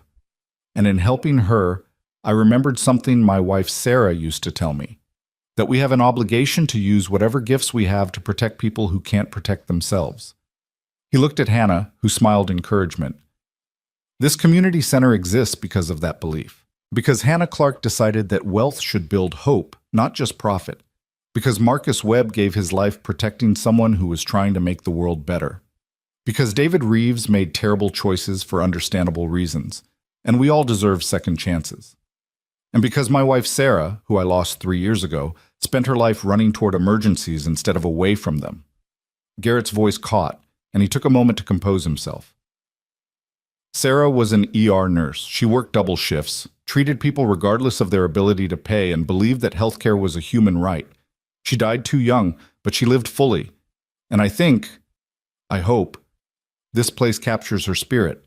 A space where people can find help without judgment, where kids can learn and grow, where veterans can connect and heal, where we remember that the strong have an obligation to protect the weak. He stepped back and Zoe came forward to pull the cloth off the memorial plaque. It was beautiful, bronze with Sarah's name and dates, Marcus Webb's name below, and a quote Zoe had insisted on, "Courage is doing the right thing even when you're terrified." The crowd applauded, and several people were openly crying. Garrett felt tears on his own cheeks but didn't bother wiping them away. This was a day for tears and joy, for remembering loss and celebrating hope. After the ceremony, as people toured the facility and kids excitedly explored the art studio and computer labs, Hannah found Garrett in the memorial garden. He was standing in front of Sarah's plaque, his fingers tracing her name. "You okay?" Hannah asked softly. "Yeah, just talking to her, telling her about all this, about you and Zoe, about how we're doing." He turned to face her. "Is that weird, that I still talk to her sometimes?" "Not weird at all. Love doesn't end just because someone dies. It transforms, becomes something else, but it doesn't disappear." Hannah slipped her hand into his. "I hope she knows I'm taking good care of you both, that I love her daughter like she was my own, that I'm grateful every day for the family you've let me join. She knows, and she approves, I think. Zoe says she visits her dreams sometimes, and Sarah always tells her that we're doing good, that she's proud of us. Smart woman, you're Sarah. The smartest." Garrett pulled Hannah closer, kissed her forehead. "Thank you for all of this, for seeing something in me beyond a bartender who got lucky, for being patient with me while I figured out how to love again, for loving Zoe like she's yours. She is mine. You both are. Hannah looked up at him, something vulnerable and hopeful in her expression. Which is actually something I wanted to talk to you about. I know we've been taking things slow, being careful not to rush anything, but Garrett, I love you. I love both of you. And I'd like to make this official if you're ready. Move in together or marry me. The words came out before Garrett fully processed he was saying them. But once they were out, he didn't want to take them back. I was going to wait, do this properly with a ring and a romantic dinner and everything. But screw it. Life's too short, and I've wasted enough time being scared. Marry me, Hannah. Join our weird little family officially. Let me spend the rest of my life showing you that the best decision you ever made was walking into that gala 15 months ago. Hannah stared at him, tears streaming down her face. You're serious? You're actually proposing right now in a memorial garden at a community center opening? Is that a no? That's a yes, you ridiculous man. Yes, I'll marry you. Yes, I want to be part of your weird little family. Yes to all of it. She kissed him then, deep and passionate and full of promise. They broke apart to find Zoe standing a few feet away, grinning like she'd won the lottery. I knew it! I totally knew you were going to propose today. That's why I brought this. She pulled something from behind her back, a small ring box. Ms. Clark helped me pick it out last month. We were going to give it to you tonight, but this works too. Garrett took the box, opened it to find a simple platinum band with 3 small diamonds. One for him, one for Zoe, one for Hannah. You two were in on this together? Of course we were, Hannah said, laughing through her tears. Did you really think I'd let you plan a proposal without help? You're terrible at planning things. I'm standing right here. We know, Dad. That's why we love you. Zoe hugged both of them, and they stood there in the memorial garden. This man who'd learned to live again, this woman who'd learned there was more to life than work, and this girl who'd learned that families could be built in unexpected ways. Inside the community center, the celebration continued. Kids laughed in the art studio, veterans shared stories in the coffee lounge, families explored programs that might change their lives. The Sarah Flynn Community Center was open, fulfilling its mission before it even officially launched. And in the garden, under the San Diego sun, 3 people who'd found each other in darkness embraced in the light. The wedding happened 3 months later, small and intimate at the same beach where Garrett had scattered some of Sarah's ashes. They'd gotten her parents' blessing, a tearful conversation where they'd assured Garrett that Sarah would have wanted him to be happy, would have loved that he'd found someone who honored her memory instead of trying to erase it. Zoe was the flower girl and the ring bearer and the maid of honor all rolled into one, taking her duties very seriously. Jake officiated, having gotten ordained online specifically for the occasion. Thomas and Carlos stood as groomsmen, and Hannah's small circle of actual friends, people she'd neglected during her obsessive work years, stood with her. They wrote their own vows. Hannah promised to love Zoe as fiercely as she loved Garrett, to honor Sarah's memory by being the kind of stepmother who added to their family instead of trying to replace what was lost. To support Garrett's work and his healing, to be patient with his nightmares and hypervigilance, to understand that loving someone who'd survived trauma meant showing up even when it was hard. Garrett promised to let her in completely, to stop trying to protect her by keeping her at a distance, to build a life together that honored both their pasts while creating something new. To love her not despite the complications, but because of them. Because real love was messy and difficult and absolutely worth it. And Zoe gave her own vow, carefully written and practiced. I promise to share my dad with you and to let you be my mom if that's okay. I promise to tell you when I'm sad about my first mom so you don't think I don't like you. And I promise to teach you about sea creatures because everyone should know about octopuses. There wasn't a dry eye on the beach. They honeymooned in Hawaii, all 3 of them, because Zoe was part of this union and they wanted her there for the celebration. They snorkeled and built sandcastles and let Zoe stay up past her bedtime because it was vacation and sometimes rules were meant to be broken.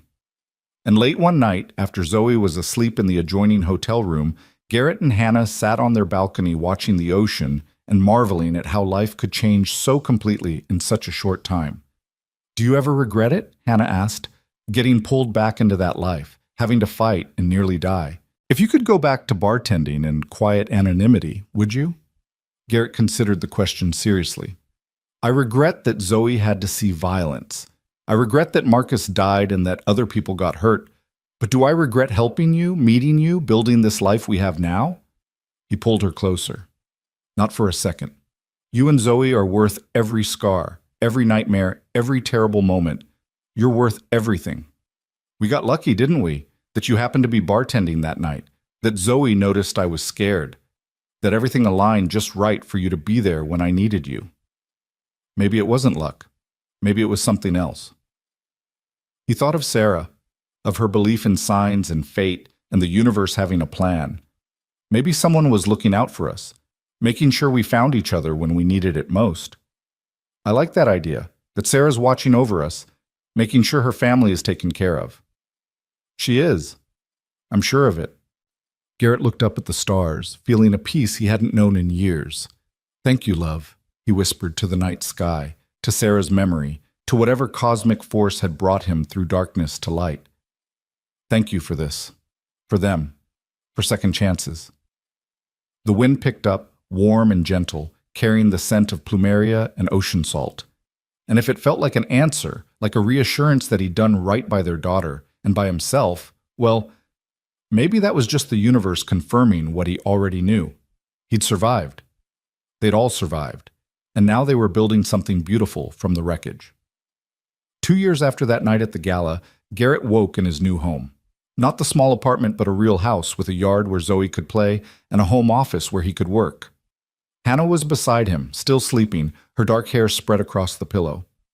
Through the open door, he could hear Zoe singing to herself as she got ready for school. His shoulder ached sometimes, especially before rain, a permanent reminder of what he'd survived.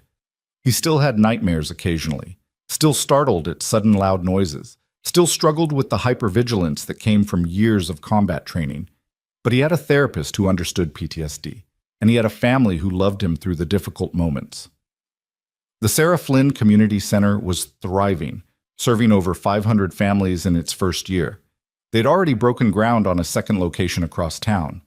Garrett consulted there regularly, teaching self-defense classes for women and tactical awareness for at-risk youth, turning his violent skills into tools for empowerment instead of destruction. Hannah's company continued to grow, but she maintained boundaries now, worked hard but went home at reasonable hours, made time for family dinners and weekend trips, and all the normal life things she'd missed while building her empire. She was talking about writing a book about work-life balance for women in tech, which Garrett found hilariously ironic given her history. And Zoe, brilliant, resilient, wonderful Zoe, was thriving. Still in therapy, still processing trauma, but growing into a confident, compassionate young woman who wanted to save the oceans and make art, and maybe become a Navy SEAL because her dad was the coolest person ever, and she wanted to be just like him. That last part terrified Garrett, but he'd cross that bridge when they got to it. His phone buzzed with a text from Jake. "Got a job offer that might interest you. Nothing dangerous, just security consulting for nonprofit in Kenya. 3 weeks, all expenses paid, chance to do some good. Interested?"